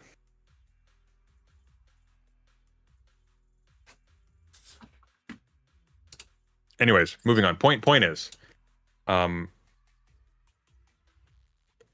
the pathos of distance is not lost here. He doesn't know what the pathos of distance is. So this is how Tut defines the pathos of distance. In the 9th chapter of Beyond Good and Evil, Nietzsche argues that every higher elevation of human culture is the direct work of an aristocratic society that believes in the pathos. No, it doesn't believe in the pathos of distance. It has the pathos of distance. The pathos of distance refers to the idea that any great civilization accords to a proper division between higher and lower types. The implication is that to restore this distance, an aristocratic rebellion is needed. Oh my God, no. What the heck is No, an it is not aristocratic that. rebellion? I don't know. Because they're already in charge, the aristocrats. What are they They're rebelling aristocrats. against? Themselves? Well, I mean, sometimes there are rebellions amongst the aristocrats against themselves. Yeah, but like, they're like different factions within the aristocrats. That's something they different. don't believe in the pathos of distance. The pathos of distance isn't a doctrine. Property, yeah. The pathos of distance is literally an affect. It's a pathos. It is a feeling that arises from their position as being distanced from the people. They look down on them, and therefore they look askance at other things. Their motivations are not to fit in. Their motivations are to, oh, that looks cool over there. I want that thing. Oh, that guy did something cool over there. I want to do something cooler. Da, da, da. I want to be in charge. Things like that. And so, like, he's very explicit here. Like this isn't about like rejuvenating the aristocrats. This is what aristocrats do, because they are basically insane due to their hovering over at great remove from real life, everyday life. And Nietzsche would say that that's a good thing, because that's what breaks a system from just endlessly stagnating forever, is you have outliers in whatever capacity that do things that shift things up. That's like weirdly, you know what movie got Nietzsche stuff weirdly correct until it turned into shit, because it always does. James Spader's Ultron in the movie Age of Ultron, which is a terrible movie. Ultron's character is Nietzschean. The entire premise is, oh, the Earth is too well protected. It's not going to evolve, therefore, to be able to meet greater and greater threats. I'm going to make Earth more hostile to life to produce stronger humans. That's the Nietzschean position here. That's what Nietzsche approves of.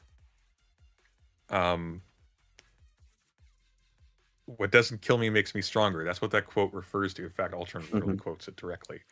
Like Doomfist. Exactly. I don't know what that is. Oh, character from Overwatch. The movie is The Uprising, about the 1381 English Peasant Revolt. It is directed by Paul Greengrass. It's coming out September 11th, of course. Never forget. That's Starring what? Andrew Garfield. Starring Why? Andrew Garfield, Jamie Bell, and some other people. Oh, he did the Bourne movies. So this might actually be really good.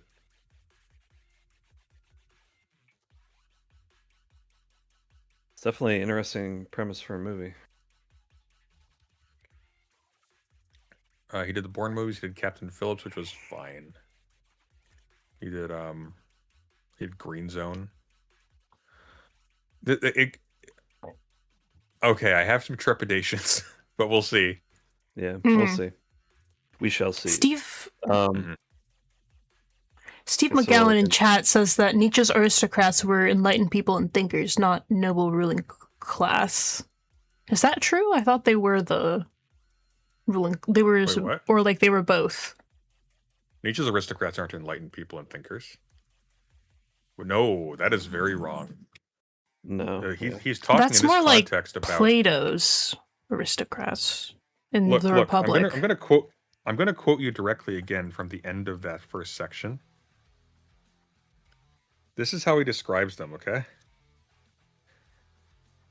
he's talking about like half crazed people from like the heights. In the of beginning, no, aristocracy. listen to this. In the beginning, the noble caste was always the barbarian caste. Its superiority was not chiefly in physical, but in psychical strength. They were more whole human beings, which at every stage also amounts to more whole beasts. They weren't enlightened. They were leisurely because they had power. They were They could they live were off also the physical. spoils. Yeah, they're also physical. But it wasn't like Conan the Barbarian. It's like they were also like they were good at fighting and whatnot. Mhm. It's not. They aren't enlightened. There is no. He's not talking about like a period where there is an enlightened caste at all, right? It's the kind of it's kind of like the caprice of somebody who has a lot of power and resources, but is like kind of bored and is interested in particular things. The key thing is you needed people. He's talking about people who were freed from just both everyday social drudgery. pressure, keeping them social pressure and economic pressure, keeping them to a rigid way of life that occupies their time and attention. These are people who are capable of becoming bored.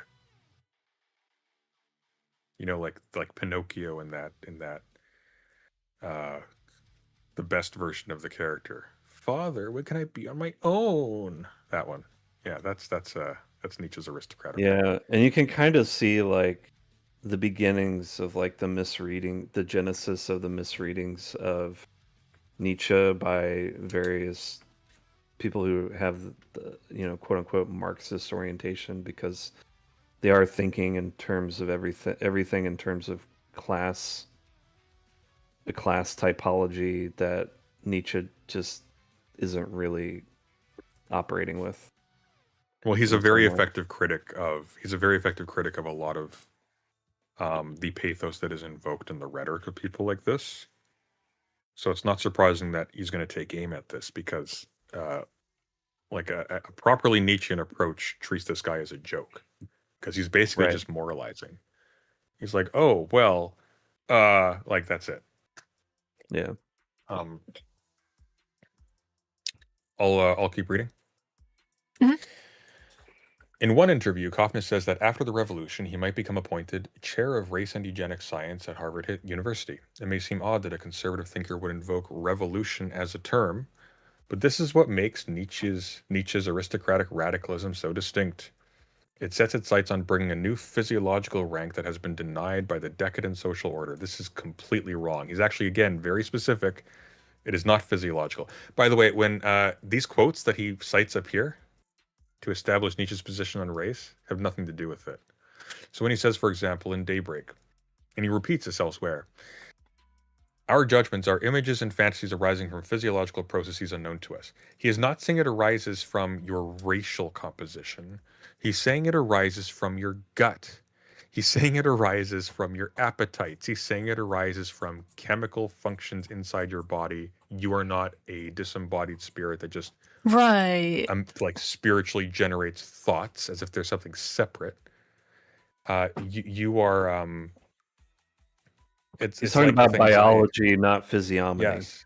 Yeah. Specifically, he's talking about you are, even on a materialist frame, your thoughts are not like anointed solely taking place in your brain, and what you are capable of thinking isn't just the product of like Extensive your with your body. computational power. Yeah, it's like, no, you are a particular your organism is designed to feed itself and to feel good and to Yeah. make itself feel good. And to do that, it Homeostasis. doesn't need to know truth. It doesn't need to have an accurate appraisal of its own It like needs to internal see workings and predators feeling. and know when Yes. danger is and all that. Yeah. Yeah. Yeah. And like your thoughts and your feelings and your intuitions, they don't just come from your brain as if they're sort of anointed that way. It's like, no, they also come from your entire system. Hmm. He talks about this in the context of dreams, like uh, someone someone hears a bell in their dream, wakes up and then hears a bell, and then he's like, "Oh, I predicted this" or something like that, or I had a. But it's like, what's the actual phrase he uses? I'm butchering it.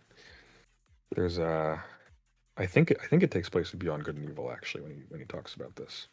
It might be in Twilight of the Idols.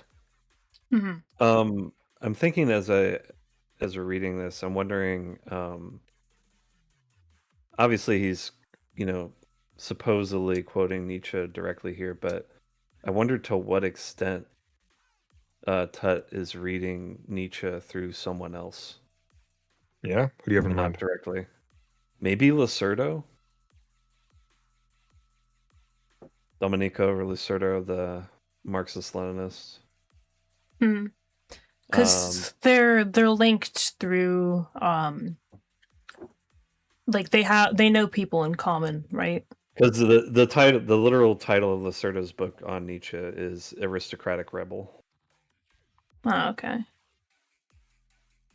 So Yeah, this quote in particular is very strange to me because it's transparently not about race.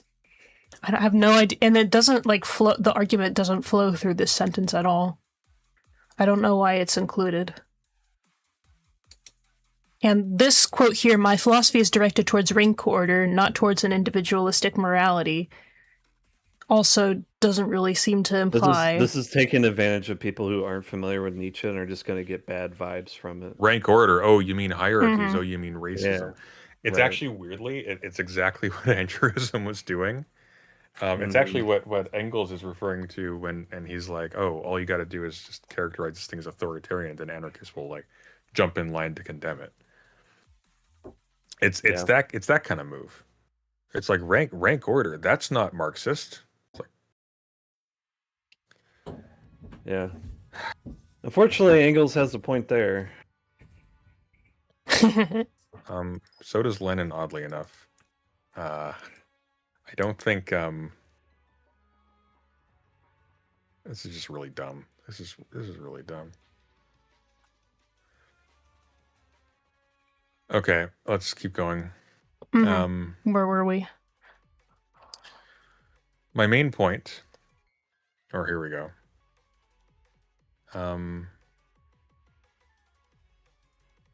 Is it here? For Kaufness, are they seen as a racial... Here we go. Yeah. Yes. For Kaufness, Arde is seen as a racial inferior, but he is also a class subaltern as well. That is what makes the Nietzschean view of race so singular and insidious. The very idea of racial difference is delinked from pure racial in-group, out-group divisions. It is transversely applied to plebeians and weaker types across races, and therefore it can be assigned to any weak type in any community or group. The problem, though, is that the subaltern is also exceptional. Like, what is the subaltern? And also, the subaltern is someone of lower rank who is marginalized. It's not just you're not just a peasant. You're like an undesirable peasant. And problem is that creates the exact same perspectival uniqueness that also contributes to change, revolution, development, etc. Yeah. He likes those people too. Those are aristocrats. Those are in the same category as aristocrats in a certain other sense. They don't have leisure necessarily, but they also have need to not just simply conform to things. They also transform stuff, right? Organized criminals are a case of this. Lower case and case societies are like this. Yeah, go on. Doesn't he have a passage where he actually like praises the Jews for being resilient and like inventive as a as a society. Well, within societies. actually, that's the thing though. This is actually precisely the point. So he casts an evil eye on like slave morality, quote unquote. Hmm. He doesn't like moralizing. He doesn't like ressentiment as such. But he also is very much a core part of his argument is that ressentiment is specifically productive of philosophy, of thought, of religion, and so on and so forth. Hmm. The basis You of don't have civilization. the impetus. You don't have the impetus to find an alternative victory in a virtual realm of thought if you've already won on the plane of material. So like oftentimes like these like dominating people are very stupid as a result because you require necessity to force you to find new ways to vent your drives. Because fundamentally for Nietzsche, like this is his core difference from previous philosophers like Spinoza, who will invoke a conatus, like you have a drive to preserve yourself. It's like no, you don't have a Hmm. drive to preserve yourself. You have a drive to vent your energy. You need to vent your energy, and so you will find ways to vent your energy if you that is frustrated. And that's what it is. Conquered peoples are contents under pressure. So they find their revenge in, for Nietzsche, in fantastical constructions.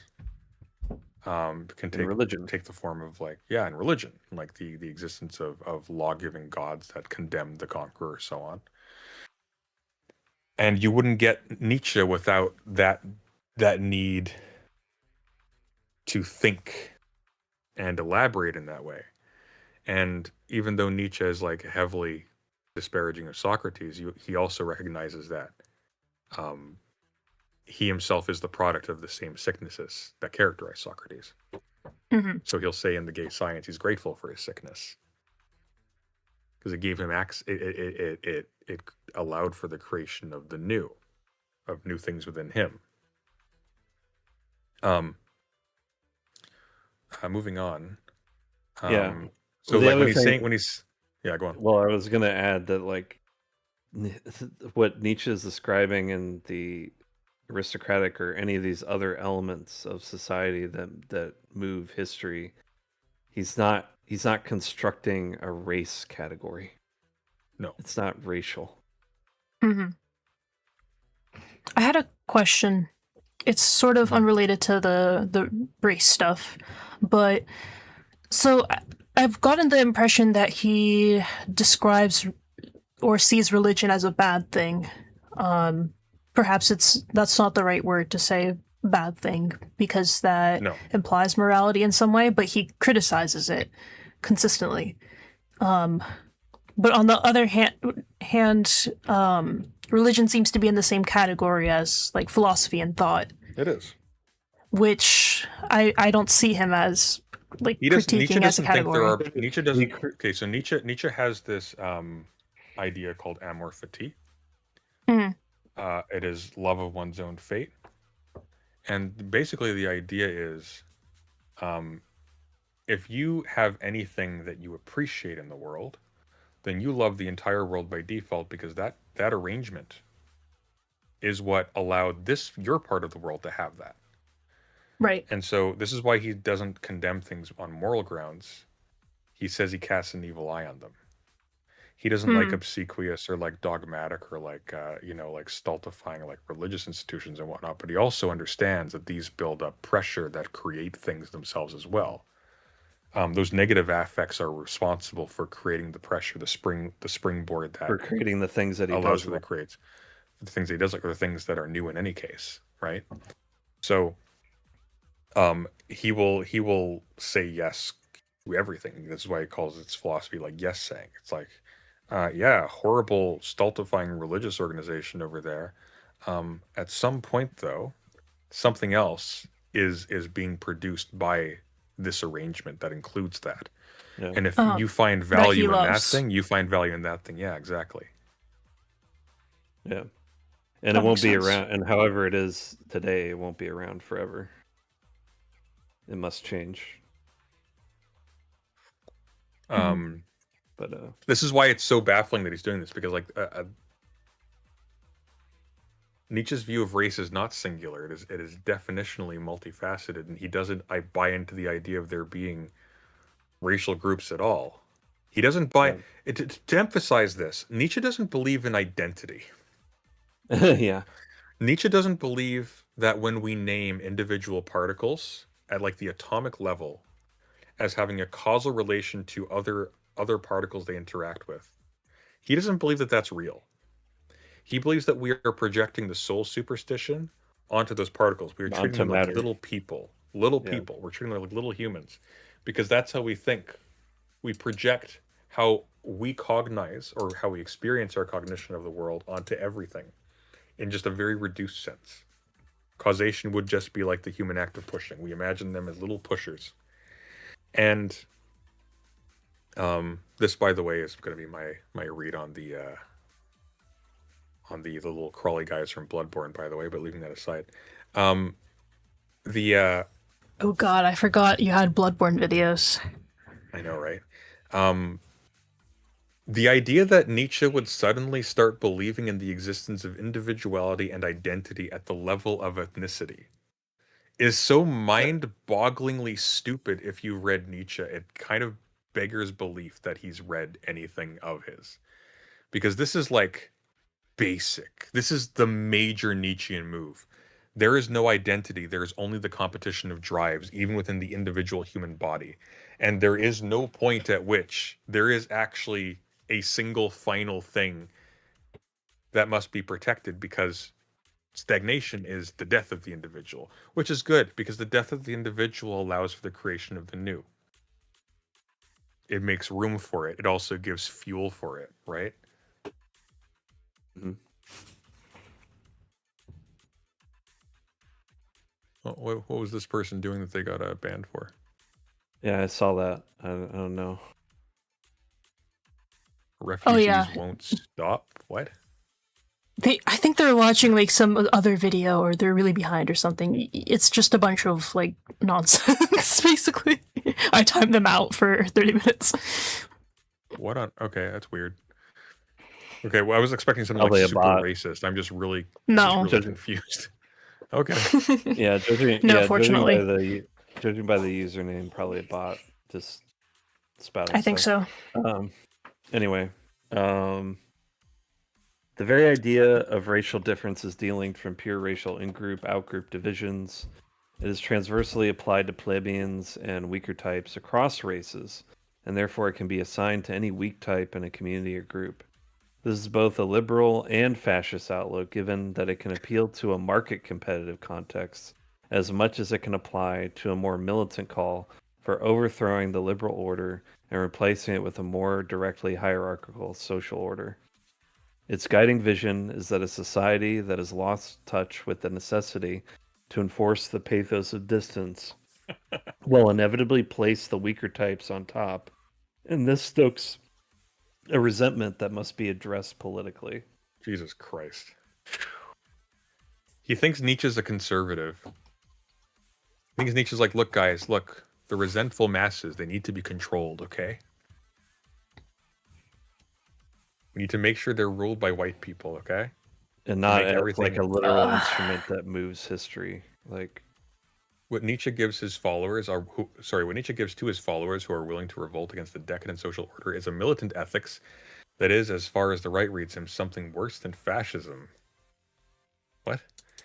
This is a phrase by Bronze Age pervert, the internet personality also known as Costin Alameru, a Yale PhD, who wrote a dissertation that eventually turned into a book published in 2023 called Selective Breeding and the Birth of Philosophy. His core argument is bounded with the pathos of distance, in that he argues both philosophy and tyranny emerge from a historical and anthropological crisis of the breakdown of aristocratic political orders. I don't know what the fuck that means. But what exactly is worse than fascism for BAP's politics is found in the way that Nietzsche permits a total indifference to human suffering for those willing to eliminate and purge the deformed, even within their own given race. This is not a thing he does.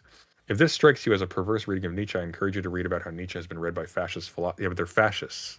Why would you trust fascist philosophers to read philosophy correctly, you idiot? They can't even get Starship Troopers right. How do you expect them to get Nietzsche right? I will not invoke you. You actually can't parody them because they see misery and they're like, so freaking based. It's so cool, Mhm. dude. I don't even think- 40K? I don't even think Heidegger reads Nietzsche like this, and he is a fascist philosopher. Heidegger very much does not read Nietzsche like this. I will not invoke the passages where Nietzsche endorses elimination of the weak and the inferior. Much blood has been spilt in these troubling passages, and however you read Nietzsche, you kind of you see that's the problem. Hitler was just too much of a philosophy nerd. That explains everything. It all makes sense now. Just to be clear here, by the way. So you've heard of the book by Francis Fukuyama called The End of History and the Last Man. The End of History and the Last Man proposes that the victory of democracy, of capitalist democracy as the institutional form of statehood, is permanent and fixed and will result in a total stagnation of political development. It's the end of history, right? The end of change. It's just all democracy, all the last man. The last man is not good. The last man is the stable, endlessly reproducing, non-exceptional human that just wakes up, has mediocre feelings, does a job, has fun, reproduces, dies. Child does the same thing over and over and over again. And there is no longer any energy for anything else. Exceptional types to do something new and to make like a splash of some kind. Now, why this is important is because when he says here,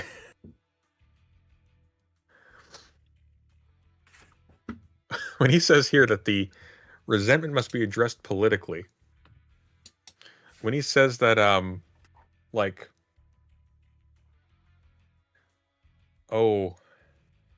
Nietzsche gives to his followers who are willing to revolt against the decadent social order as a militant ethics, it's like, no.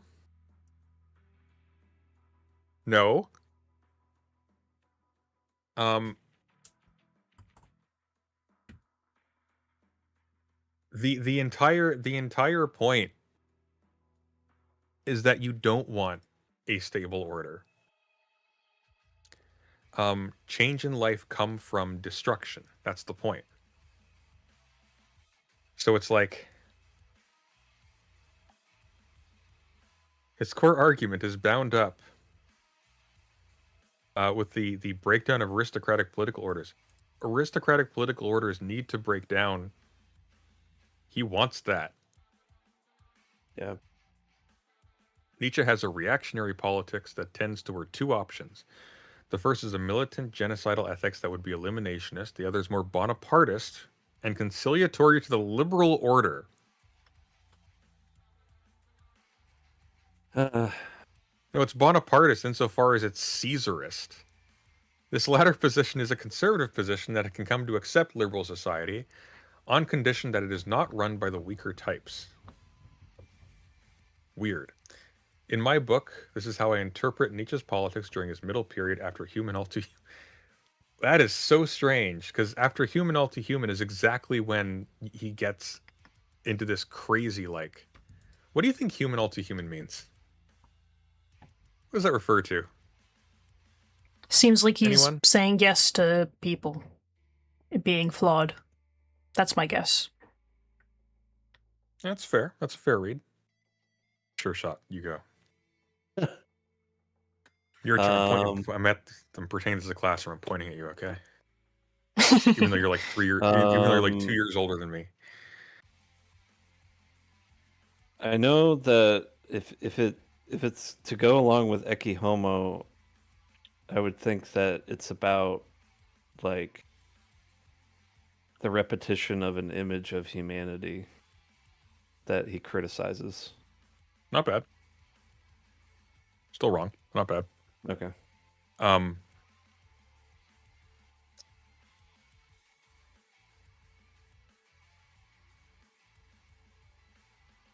Human beings are essentially limitations. We are a temporary, limited structure within a vast unified whole of stuff, right? We don't engage with things with a mind that is apart from our bodies. Our minds are our bodies, and our bodies engage with things. When we think things through our bodies. We think particles, we think the soul superstition, the idea of cause, right? The way we sort of understand the world around us in terms of discrete units when the world itself is actually just pure continuity. Human all too human is a thing he repeats several times in several of his books, and basically what it refers to is like, oh, you think you're overcoming? No, you're just expressing your desires. This is one of the reasons why Nietzsche is heavily influential on psychology through people like Freud and whatnot.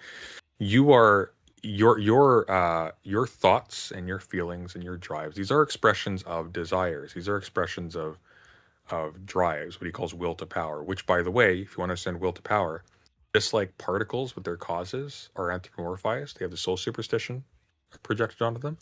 How do you understand individual drives in that way? Little wills. It's a self-conscious way of anthropomorphizing, knowing that you will do so anyways in a more subtle way, right? This prefigures obviously people like Baudrillard as well in that exact same way. This is something Baudrillard's very like sensitive to in Simulacra and Simulation, for example. And that's it. Like, so you think in terms of, that movie Network, where he's like, you are an old man who still thinks in terms of nations and peoples, right? There are no nations. There are no nations. There are no peoples. There is There are no Arabs. Yeah.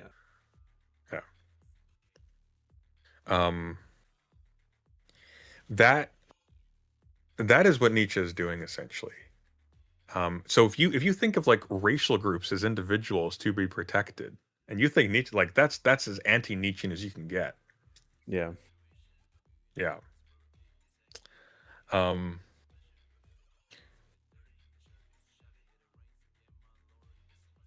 it's like, this latter position is a conservative position that comes to the reactionary elements of Nietzsche are too often disavowed by his leftist readers, but they cannot be ignored. My main point here is that Nietzscheanism does not offer a straightforward racism based on nationalist identification or in-group identity appeals of racial superiority. That's weird because you seem to be making that argument earlier. It is a more perverse quasi-cosmopolitan elitism. That's dumb.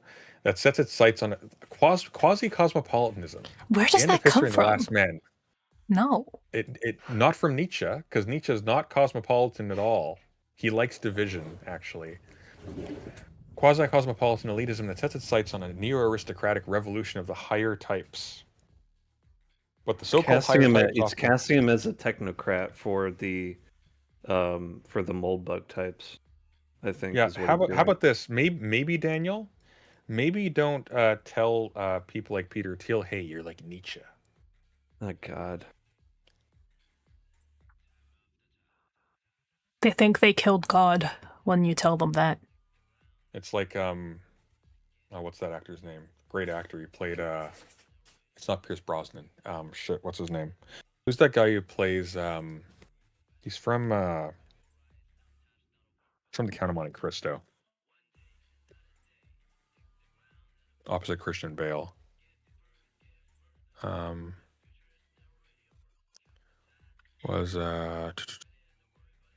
Nietzsche was influenced by his love of Prague. When relaxing at Marianska Lots, drinking mineral water, he considered the bohemian lifestyle ideal, but never really understood it because he despised beer. Nietzsche did famously hate alcohol and the pacifying role of alcohol on human beings. He frequently. What a fucking nerd! What a dweeb! Complained about drunkenness. He was. To be fair, too, he also beer is very hard on your stomach, and he had a lot of stomach issues. Anyways, Guy Pearce. Who I think of Guy Pearce. There's that cut scene from Prometheus where he's playing a young Peter Wayland, and before he goes into this giant TED Talk arena thing, he's quoting Nietzsche. He's quoting "Thus spoke Zarathustra." He's like, "I am alone, but only for my kind." That's what he thinks Peter Thiel is, and it's like, don't give that to him. Peter Thiel is a moron. Peter Thiel is kind of, it's kind of funny just how much like the last man Nietzsche talks about Peter Is Thiel and these Elon Musk people? types are. Yeah. Like they're they are only capable of like pre-chewed pablum, and they eat their own shit. Like they eat Yeah. the same propaganda they pay for, and that becomes their identity. Brooks's sunfish video is perfect for this. Describes it Okay, perfectly. here we go. This is what I want to see. I don't care about down here. I care about this line, and I got to go soon. Okay. Was the Arde case a case of Nietzschean murder? Was the Arde case a Nietzschean murder?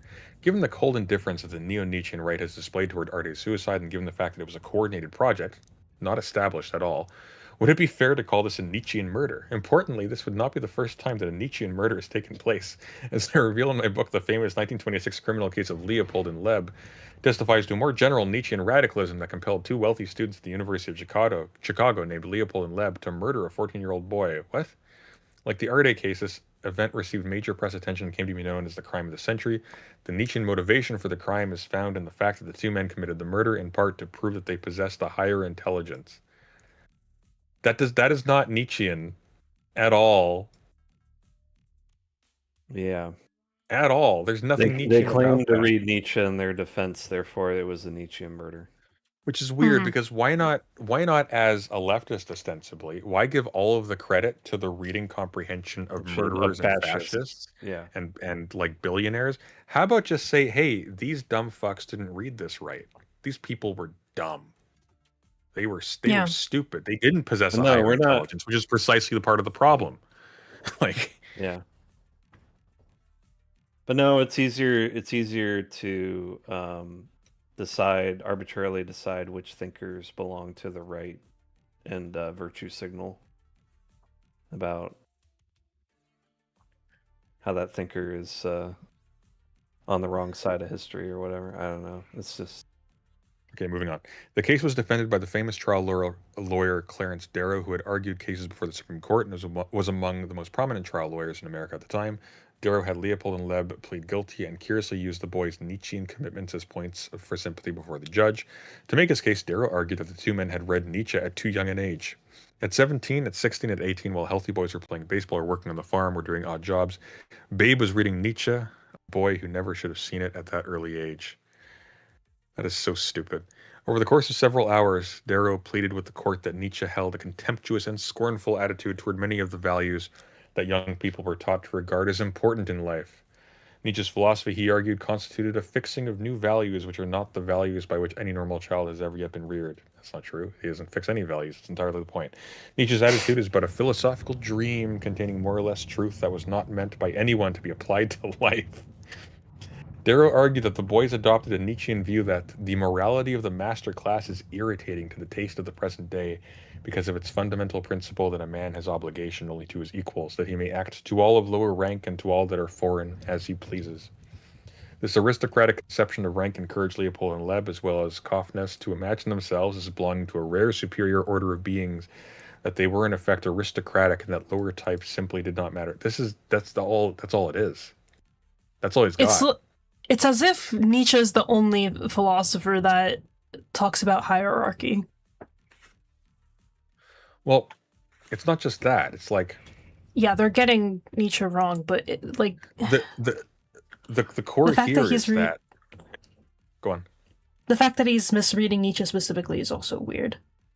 Like, why? Like, you know, Nietzsche? You could read Plato better this way. Actually, there is a need for warlikeness and for an exclusive, rare and superior and intelligent kind of honor guard of society in Plato's Republic. In fact, Richard Spencer has actually argued in favor of this.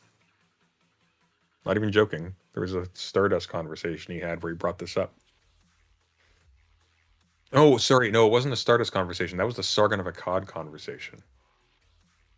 He had a conversation with Sargon of Akkad, and he brought up, like, hey, we need a Guardian class, okay? Yeah, like it's Dungeons and Dragons. Yeah. Right. Oh, here it is. Shit, I found it. Richard Spencer, Styx, and Sargon of Akkad. Oh, this is a cursed. This is a cursed thing. Here, I'm gonna find you a timestamp quickly. Do not play it because I don't know what's in there. Mhm. I'm gonna find that timestamp very quickly because it would be. Yeah. It'd What's be good to next? have a The point myth of of the reference. metals. There's no transcript. Fuck. Yeah, Liv, he's gotten multiple basic facts wrong in this article.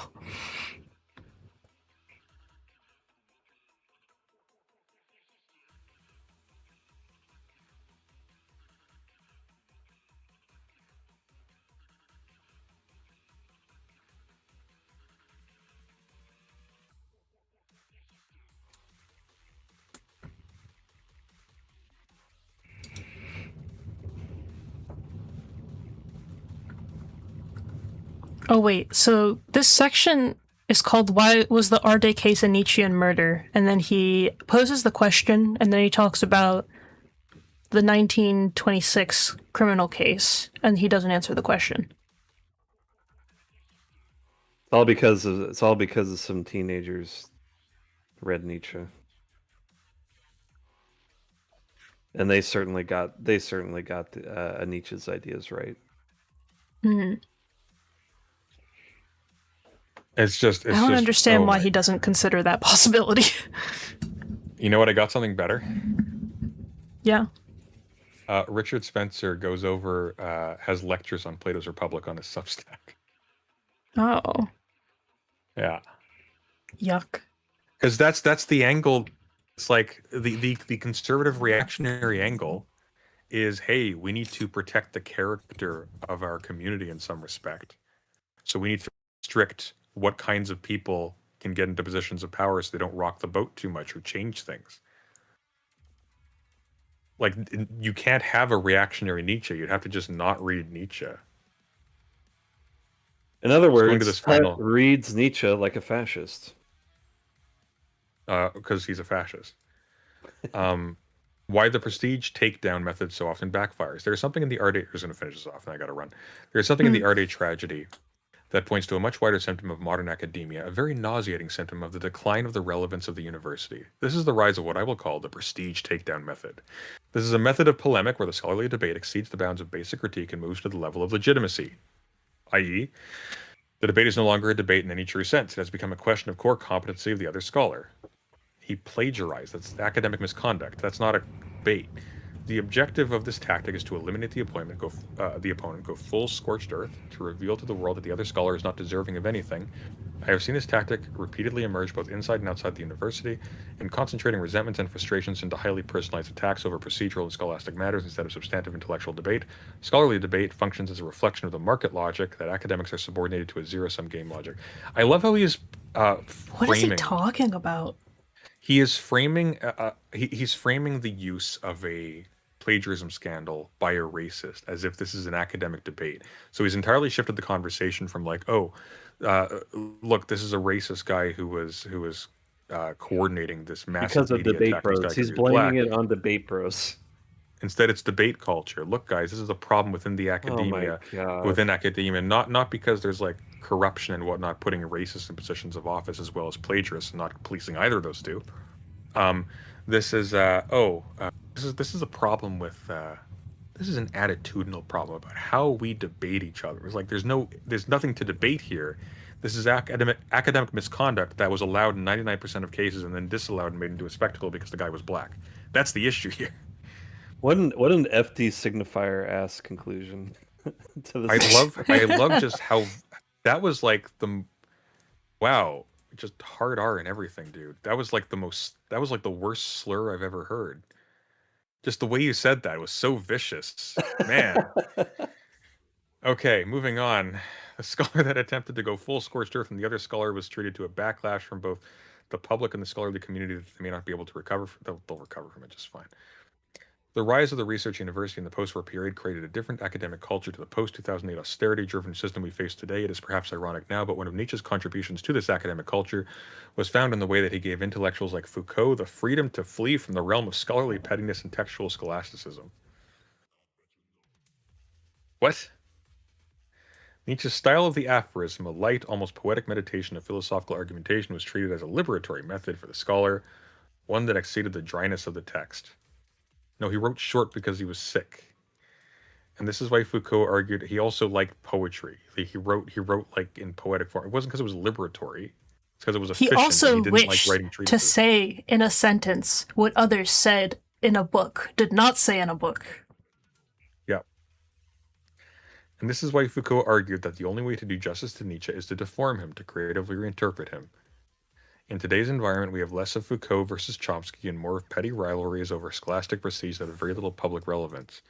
We have less of Foucault versus the Epstein. We have less of a boring conversation in two languages because Chomsky couldn't bother to learn French, and Foucault couldn't bother to learn English. And it's between a guy who is wondering, why am I here, Foucault, and another guy who is a cynical, disgusting troglodyte who simply refuses to die, who was just really excited about having an international human trafficker acknowledge his existence and gave him advice on how to clean up his reputation.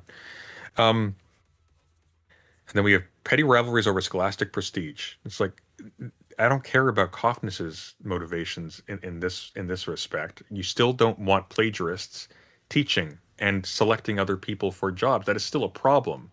That doesn't stop being a problem just because the guy who called it out is racist.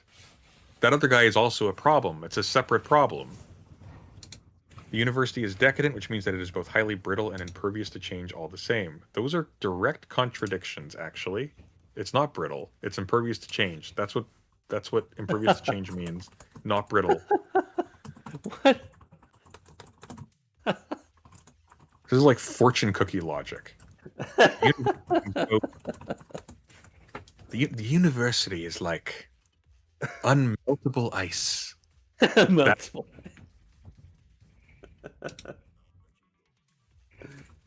Oh my god. It's like hot ice cream. Yeah. Thanks for hosting this. You can keep on going. Don't feel like you need to end on my account. Feel free to do something else too. I appreciate it. Yeah. Thanks for coming. Yeah, of course. Thanks for coming on. Have a good night. Take it easy. Good night. Remember, chat, by the way, subscribe. I'm going to be here a lot. Okay? Yep. Bye. Yes. We're going to do bad theory and stuff on this channel. Very bad theory. All right. Ciao. And off he goes. I'm thinking that we take a break if we're continuing. I'm good to go for maybe an hour, I think. What do you think, Shershot? Yeah, if we can find something else that we're interested in. Yeah, we could continue the thing we were reading earlier, or we could continue with this topic. I think this is more interesting, to be honest. Yeah, okay. At the moment. Sure. Yeah, we'll talk during the break about what we want to cover. For now, I'll just... Yeah, good night, people who are leaving. I'll just switch the screen and turn up the music so we can do that. So yeah, content continuing. Be back soon.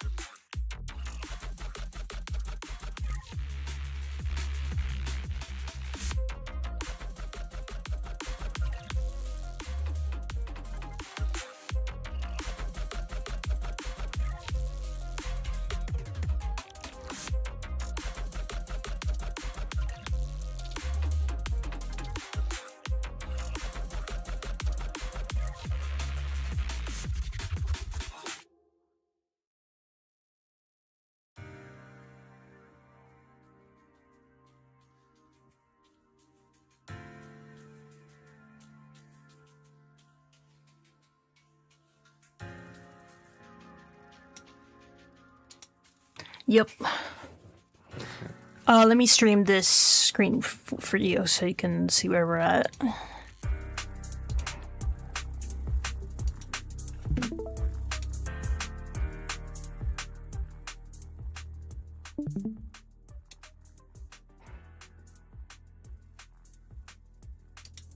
Okay. Thanks for sticking around, guys, for those that did.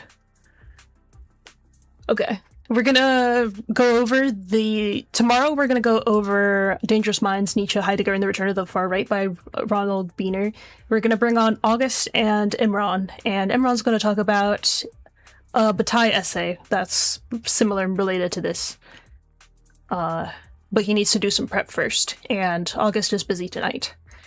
So we're gonna delay that so we can return tomorrow and all be energetic and prepared to give you guys the best discussion we can. So tonight we're going to read this article that George sent us because we want to get more into talking about campus politics and engaging with student advocacy groups, because oftentimes they have the similar goals and objectives to us, and could be good to network with them. Yeah. So thanks for sending this in. Okay. Would you like me to read? Yeah, go for it.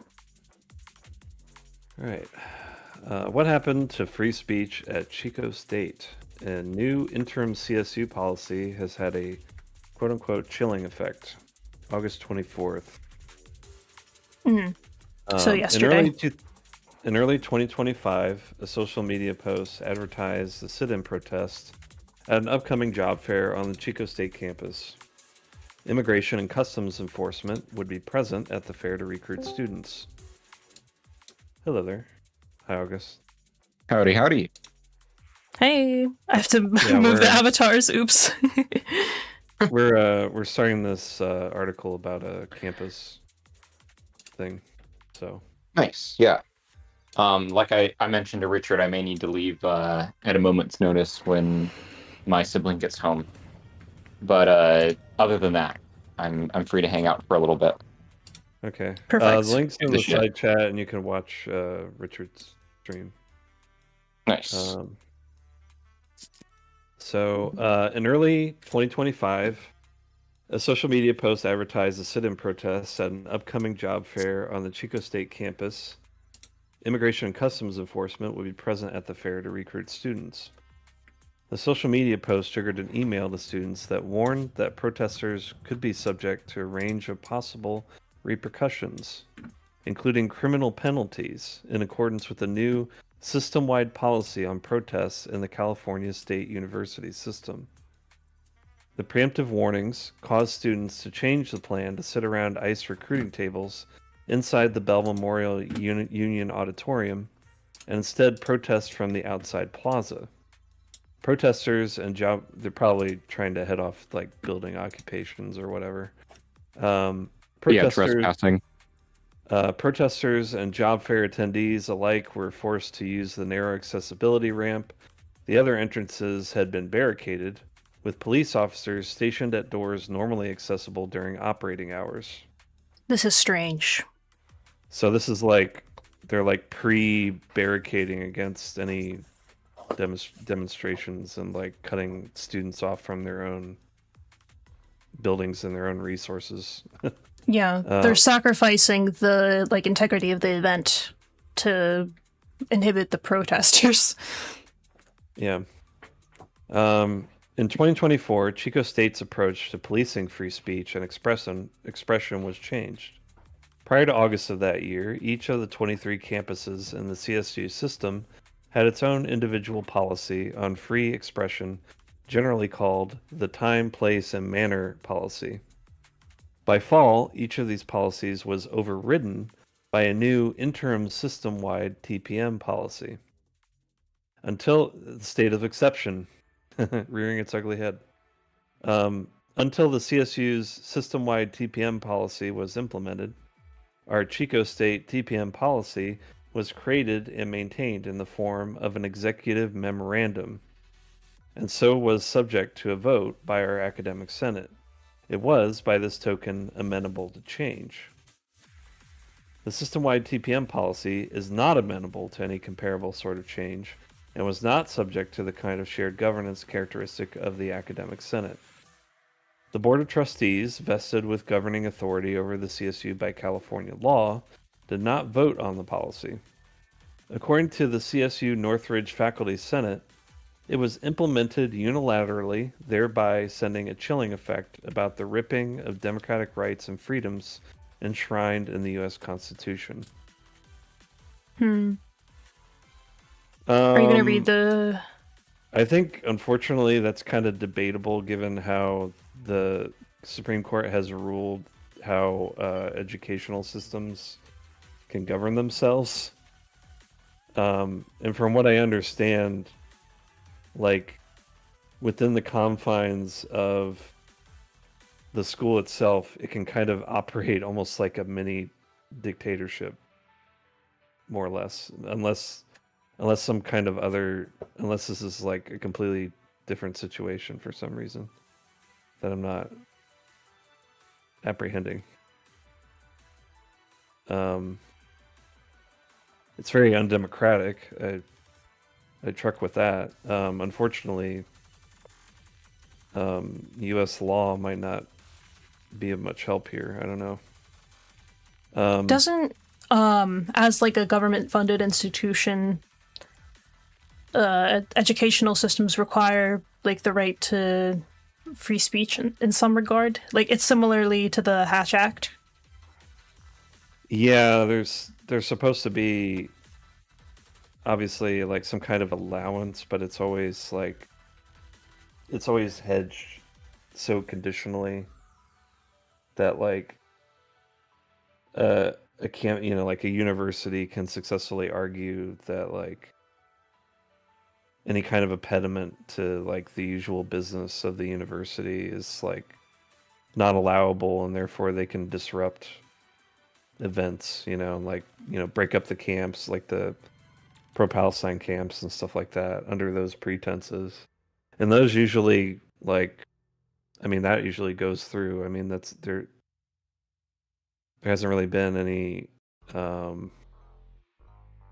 big legal pushback against that kind of activity, as far as I'm aware. George is asking to maybe you to send that ruling over Discord, because he wants to send it to some people. Yeah, I'm not sure what what they're referring to though. Yeah, like there's several rulings, landmark rulings about how like education systems can enforce their own rules under what circumstances. And yeah, we can do some research on that. Actually, yeah, after we read this, maybe. Yeah, why I can make a don't note. I do that while you continue to read? Okay, sure. Yeah. Okay. In an email, Jasmine Guarjardo, who was then the student trustee on the CSU Board of Trustees, shared with me that the board had chosen not to vote on that policy. That would allow, quote, more flexibility than if the Board of Trustees voted, since we meet less frequently and are held to laws regarding our meetings, such as being recorded, published in time, etc. At least 12 academic senates across the CSU scrutinized the policy formally, and at least half a dozen outright renounced it shortly after its implementation. Although these bodies suggested too many reparative measures, they were ignored by the CSU.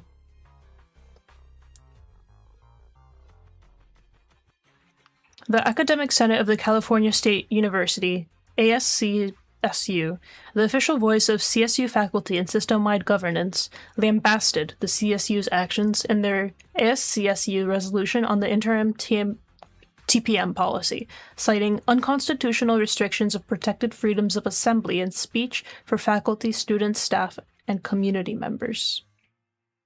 So they cited... I'm taking a quick look at it now. Mm-hmm. At the TPM policy itself. and it allows for no distribution or interference with the speech of others, which includes anything that would disrupt counter protests. No camping, overnight demonstrations, or overnight loitering. No temporary or permanent structures, walls, barricades, furniture, or other objects. So everything that we saw with the camps, the occupation of buildings, anything along those lines, is completely outside of this permission structure. Hmm. I don't know if people are familiar, but UCLA, among other places, had pretty large encampments, and they actually allowed, at different points in time, LAPD and Proud Boys to come and brutalize pro-Palestine protesters there. It's pretty disgusting. There was a lot of injuries. Hmm. And no one, the I think it was Proud Boys. The Proud Boy group brought like PVC pipes and wooden, basically weapons, like non-lethal generally, but still intended to inflict a ton of damage, and like beat the shit out of protesters there. And no one was punished, no one was held accountable. They shouldn't have even been allowed on campus at all. But Right. Most the campus, campuses are pretty open. Yes, but they have rules about allowing things like a group of counter protesters from outside the campus on campus, or keeping the group separate to keep violence from happening. And also, if they're assaulting people, there has to be legal action taken. So none of those actually had anything done about them. They were able to get off completely without consequence. I just sent a link in chat to a article from a nonprofit called PEN America. PEN America stands at the intersection of literature and human rights. To protect free expression in the United States and worldwide, we champion the freedom to write, recognizing the power of the word to transform the world. This is an article that kind of gives like an overview of the First Amendment as it applies to campuses, and in particular the quote unquote time, place, and manner restrictions on free speech as interpreted by the Supreme Court, which, by the way, means that a subsequent Supreme Court ruling could overturn this. This is basically a matter of interpretation of the Supreme Court. So I'll read the section specifically about time, place, and manner restrictions.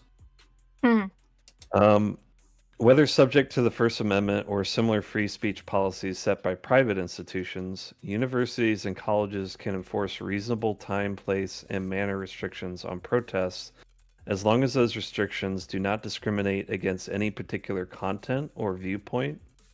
They must also be narrowly tailored to serve a significant government interest and must leave open ample alternative channels for communicating the speaker's messages. Examples of these time, place, and manner restrictions are barring protests late at night or early in the morning, limiting certain spaces such as classrooms from any kind of protest activity, setting noise level caps on expressive activities. I think that's just fucking ridiculous. Designating certain areas as off limits for postering. Also ridiculous. Banning encampments from campus. Yeah. So basically, the Supreme Court, even though it ruled that you do, quote unquote, have First Amendment protection on campus, they heavily interpreted the limits of it in favor of the universities. And that's kind of like the standing principle of how this all works. Because they basically interpreted it heavily through the idea of the university having certain property rights that they can enforce on their property, Right. which necessarily limit what people can express on that land. Mm-hmm. That's why, like the Columbia protesters, who were there was that hall that they boarded themselves up inside. Mm-hmm. They were all charged with third-degree trespass. Mm-hmm. Oh, and by the way, one of the biggest and most effective methods of protest, like during the '60s, and also very notably during the time when the American Disabilities Act was trying to get passed, was building occupation. Yep. No, Columbia's had building occupations before in the 60s. They had big protests. They had protests for civil rights. They had protests for, I want to say, anti-Vietnam War, something like that. They had During big protests, the which included sit-ins and in building occupation. During the campaign for the passage of the ADA, there was an occupation of a federal building. I forget where it was. Forget the exact specifics, but it was an occupation of a federal building by protesters, and which was illegal, of course. They snuck in and they stayed there. I forget for how long. It was a significant amount of time. It was like I want to say it was like a month or something. Um, and they got a lot of material support from groups like the Black Panthers would like bring them food and supplies and stuff like that. That's awesome. Looks like it was multiple buildings, or like it was nationwide. Mm-hmm.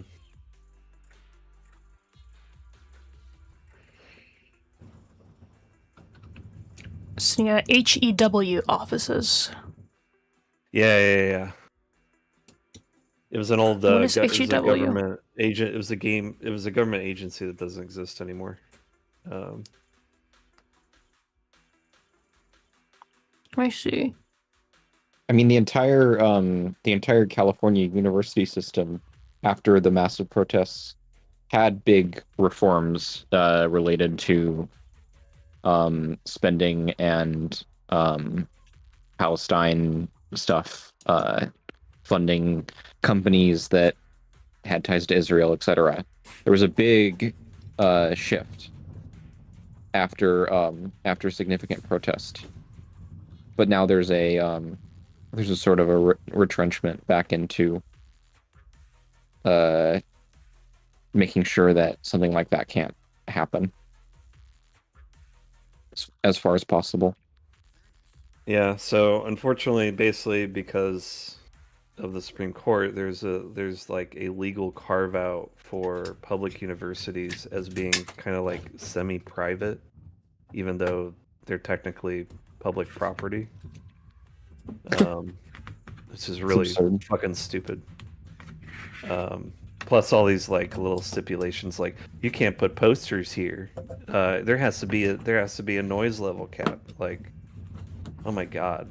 Like, unless you're doing an amount of noise that is like actively doing a ridiculous amount of harm to people's eardrums, that's ridiculous.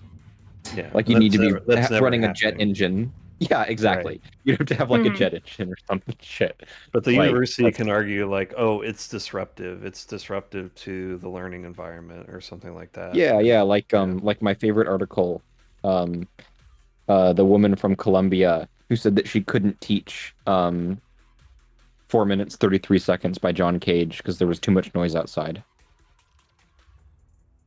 Too bad.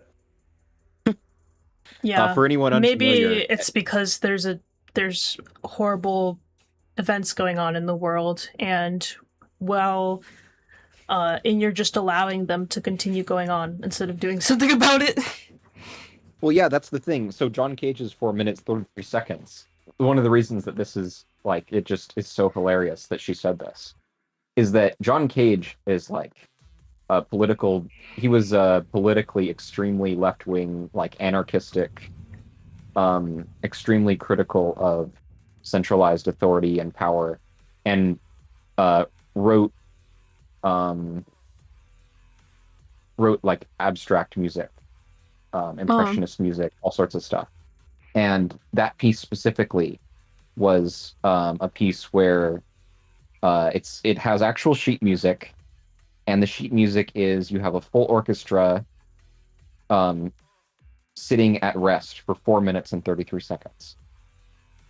And as John Cage explains it, it's a piece about listening into all of the sounds that you wouldn't normally think about and becoming aware of the situation around you and the relations to the people and institutions around you in that time that you're The irony. sitting and contemplating. And so the irony Wait. is that this is the exact thing he was talking about that you should be doing, is actually You acknowledging. should be listening to the noise. It is ambient. Yes, no, that is the exact purpose of the piece, is to understand things like that, to hear what is going on in the world Not around tune you, it all out.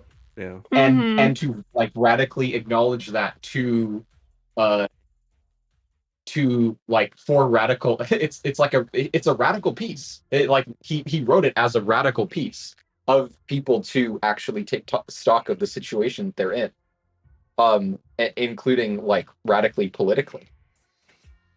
That was part of like how the piece works. And this horrible professor said that she couldn't teach the piece because there was too much noise, and so they wouldn't be able to experience it. It's really fascinating to see like the transformation of the faculty to kind of being like, I'm not saying that like universities have always been conservative institutions. They're conservative by their very nature pretty much.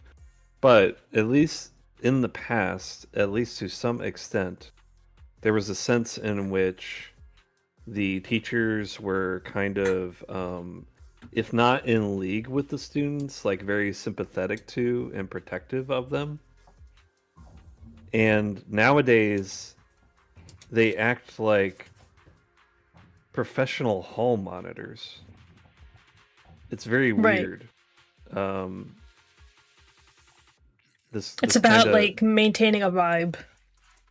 It's gone from an ethos of like sort of like, you know, Dead Poets Society, like "Oh Captain, my Captain," to like could you please keep the noise down, like, because I don't know, like, could you not protest genocide? I need to finish this this lecture or something. I don't know. It's like, well, not only that, Yeah, but professors like literally being hostile to their own students and like snitching on them or impeding them any way that they can. Yeah. Actually, there's an interesting change. There's an interesting mix of this, actually. I remember, especially as the Palestine protests were breaking out, there were large numbers of faculty that actually did participate. I want to say there was a university in the South that was pretty notable because the dean of the philosophy department got like arrested and harangued like during the protest. I think that it's, especially at the level of deans and higher ups and people who are actually like running the universities, Administration, administration of the universities, it's highly conservative. There was a documentary I watched that that talked about, they interviewed someone who worked for the newspaper of the university, and they were told about all of the things that they had to censor to not upset the administration sensibilities.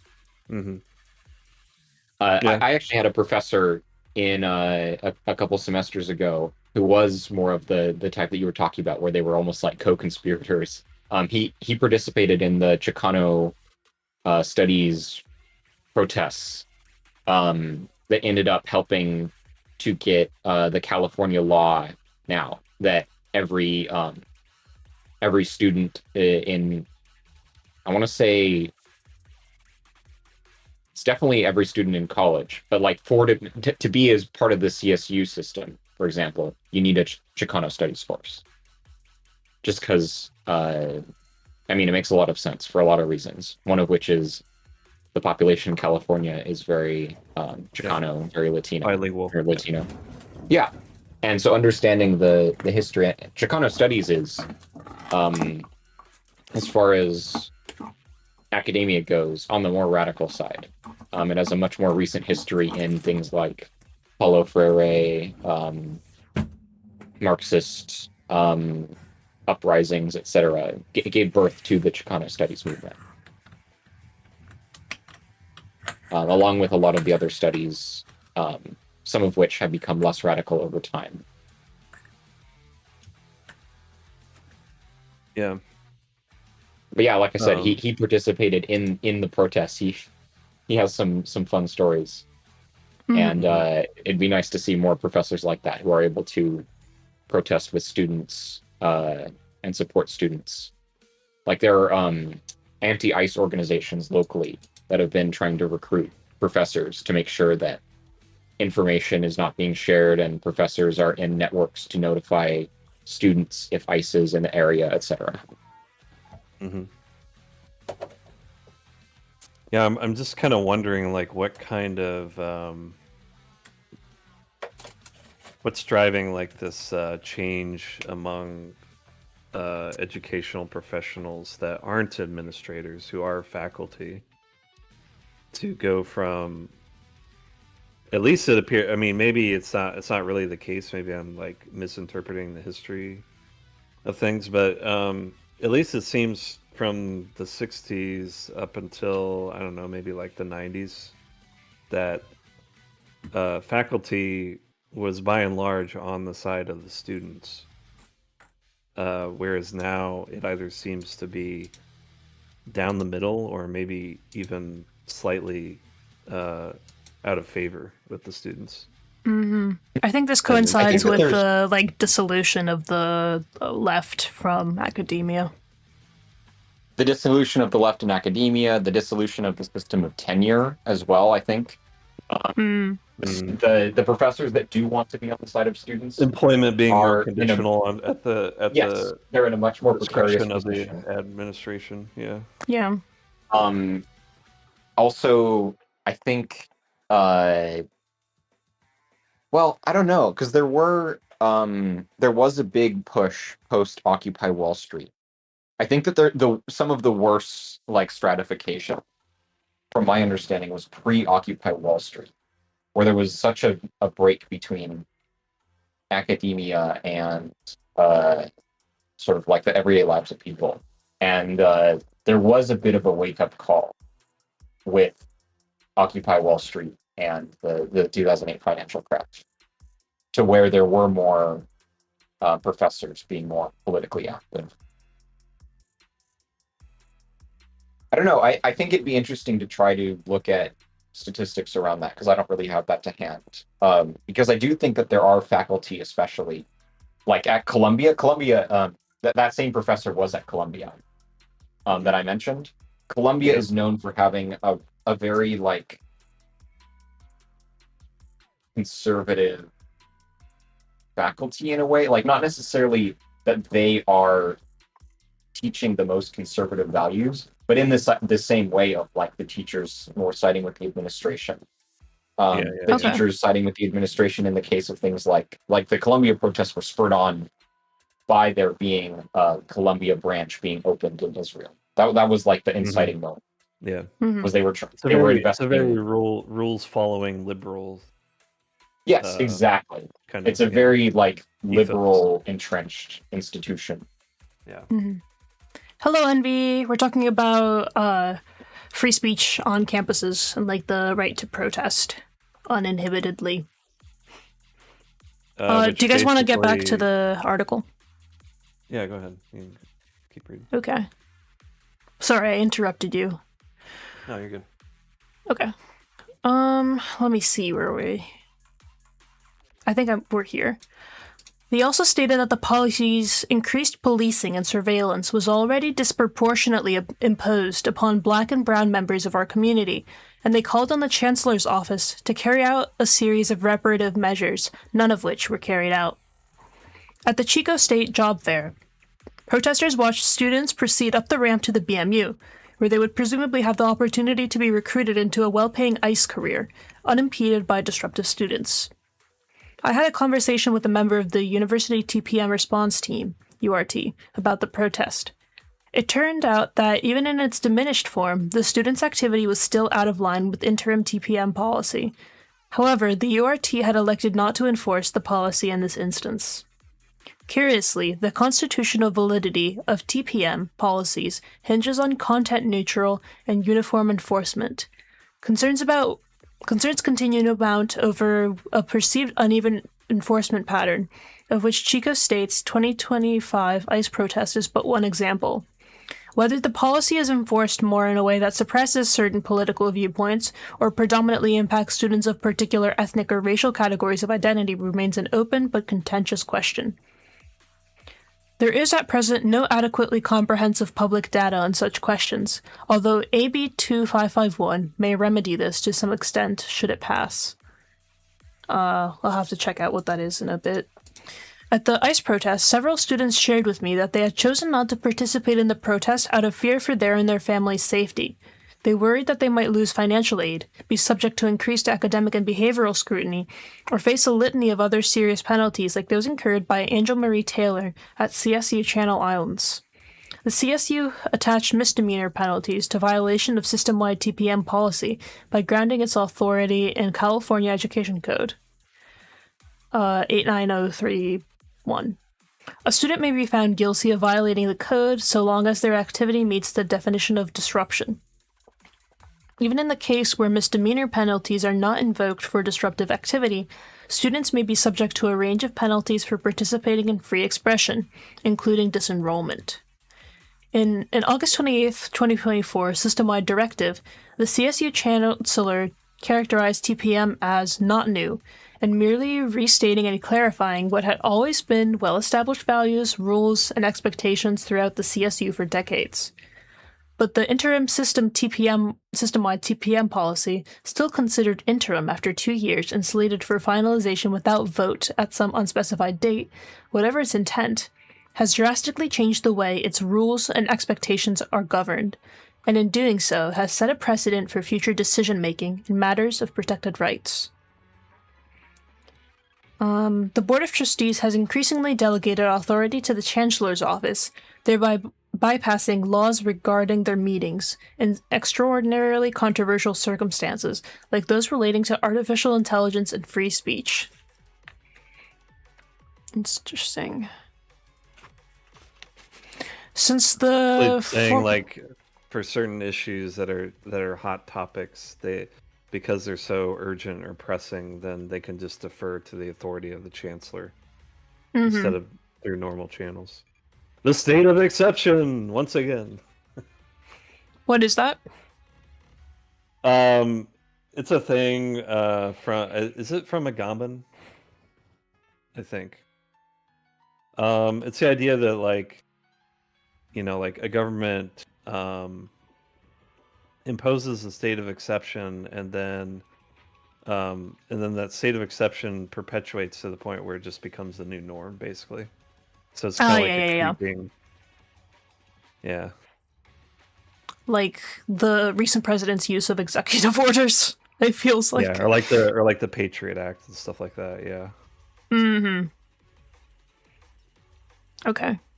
Since the formal channels through which the grievances could be addressed have proven ineffectual, and since disorderly dissent has been rendered a potentially criminal act by the interim system-wide TPM policy, I would argue that any effective means of opposition has been effectively precluded. These massive systemic changes are increasingly made behind closed doors, and they seem to serve the CSU system at the expense of the individual human beings who must live inside of it, and who play a seriously diminishing role in decision-making. Transparency, good faith consultation, shared governance, safeguards against tyranny are rooted around, apparently because of the friction they produce, and in the interest of systemic efficiency. In an internal communication to campus presidents on August 15th, 2024, the same day the system-wide policy was issued, the CSU chancellor directed presidents to send out a campus climate notification email. At Chico State, that climate notification was titled Exercising Your Rights to Freedom of Expression. Under this progressively mechanized CSU system, the largest public university system in the United States, our campus climate has become frigid, ideal for a complex mechanical system, but increasingly inhospitable to human beings, especially those amongst us most vulnerable to the cold. Worse, the thermostat style has become the exclusive purview of a small group of executives who appear quite unconcerned.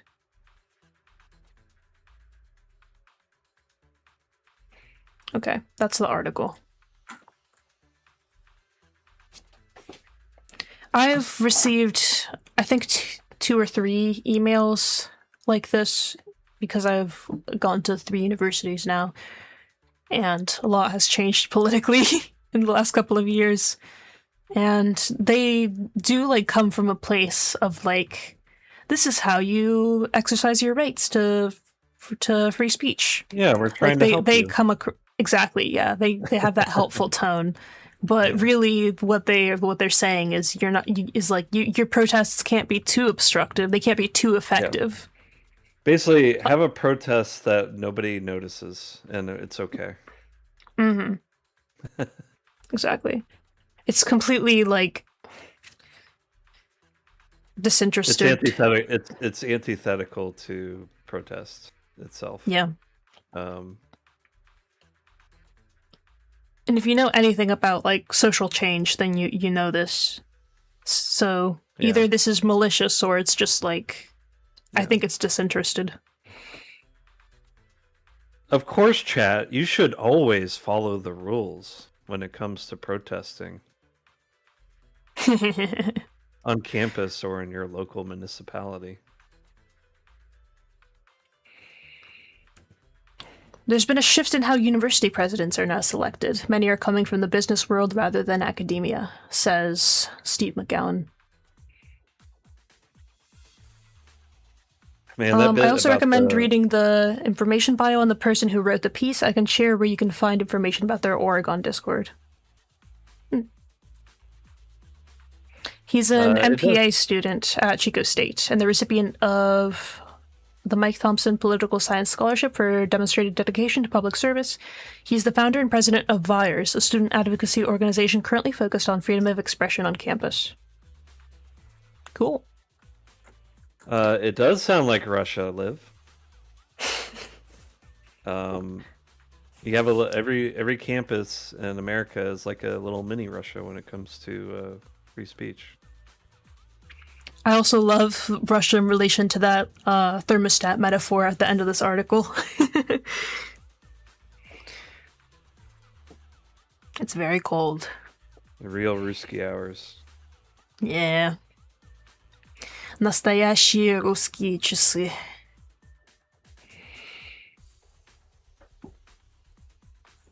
That was real Ruski hours in Russian.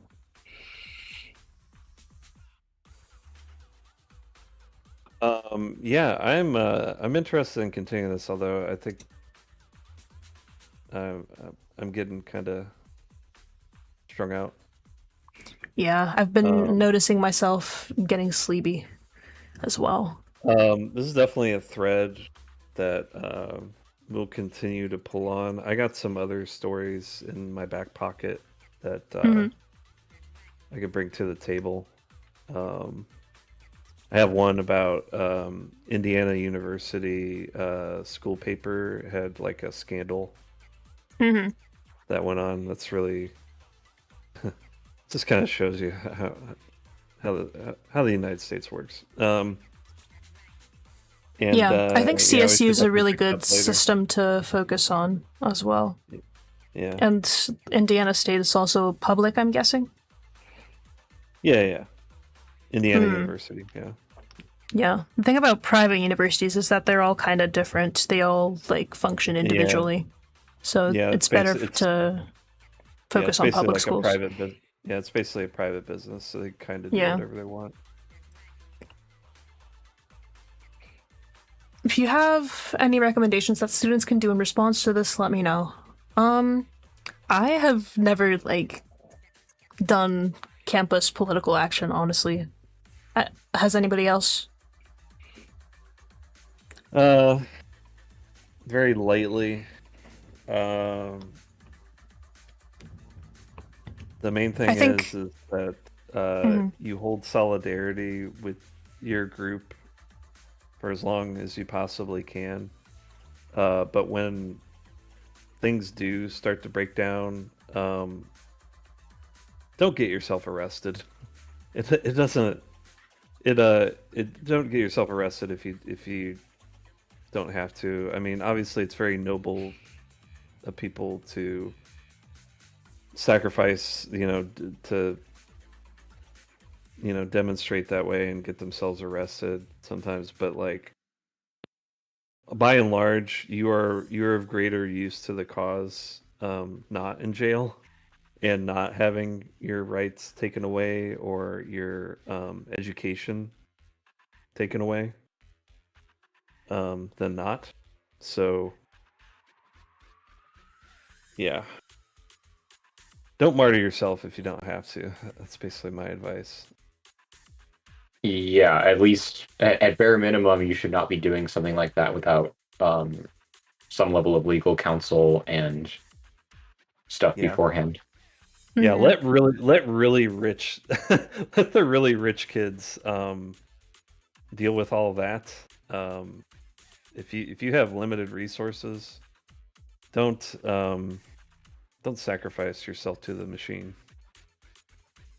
It doesn't do anybody any good. Yeah. It's kind of easy, I think, especially when you're young, to like get caught up in the cause and Mhm. feel like To be kind you of have to die nihilistic about for it. it. Yeah. You have a Hmm. future. You're valuable. Don't cherish it, nurture it. Don't sacrifice it.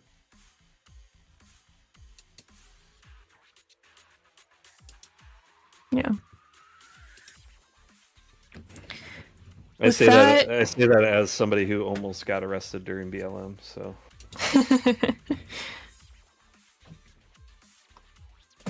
yeah, I think a friend of mine did get arrested during BLM, but uh,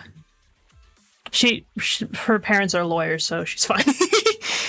yeah, Yeah, like I would have lost I've my been at job. protests where there was planned arrests, but those students had, everything was planned out beforehand. Those students had legal representation that they spoke to both beforehand and had at the ready. They had bail funds ready. Everything. You don't want that kind of stuff to catch you off guard. Hmm. You're more likely to incriminate yourself in ways that are harder to deal with if you are not very prepared. Yep. Which is to say, if you can organize something that can be very prepared, know what you're getting yourself into, and be safe and have fun. Hell yeah. Okay. With that said, thank you guys all for joining and sticking around. I hope you had fun. And we'll see you tomorrow for the discussion on how fascists read Nietzsche. Ooh, yeah, I'm hyped for that. Yeah, me too. See you Bye-bye. all.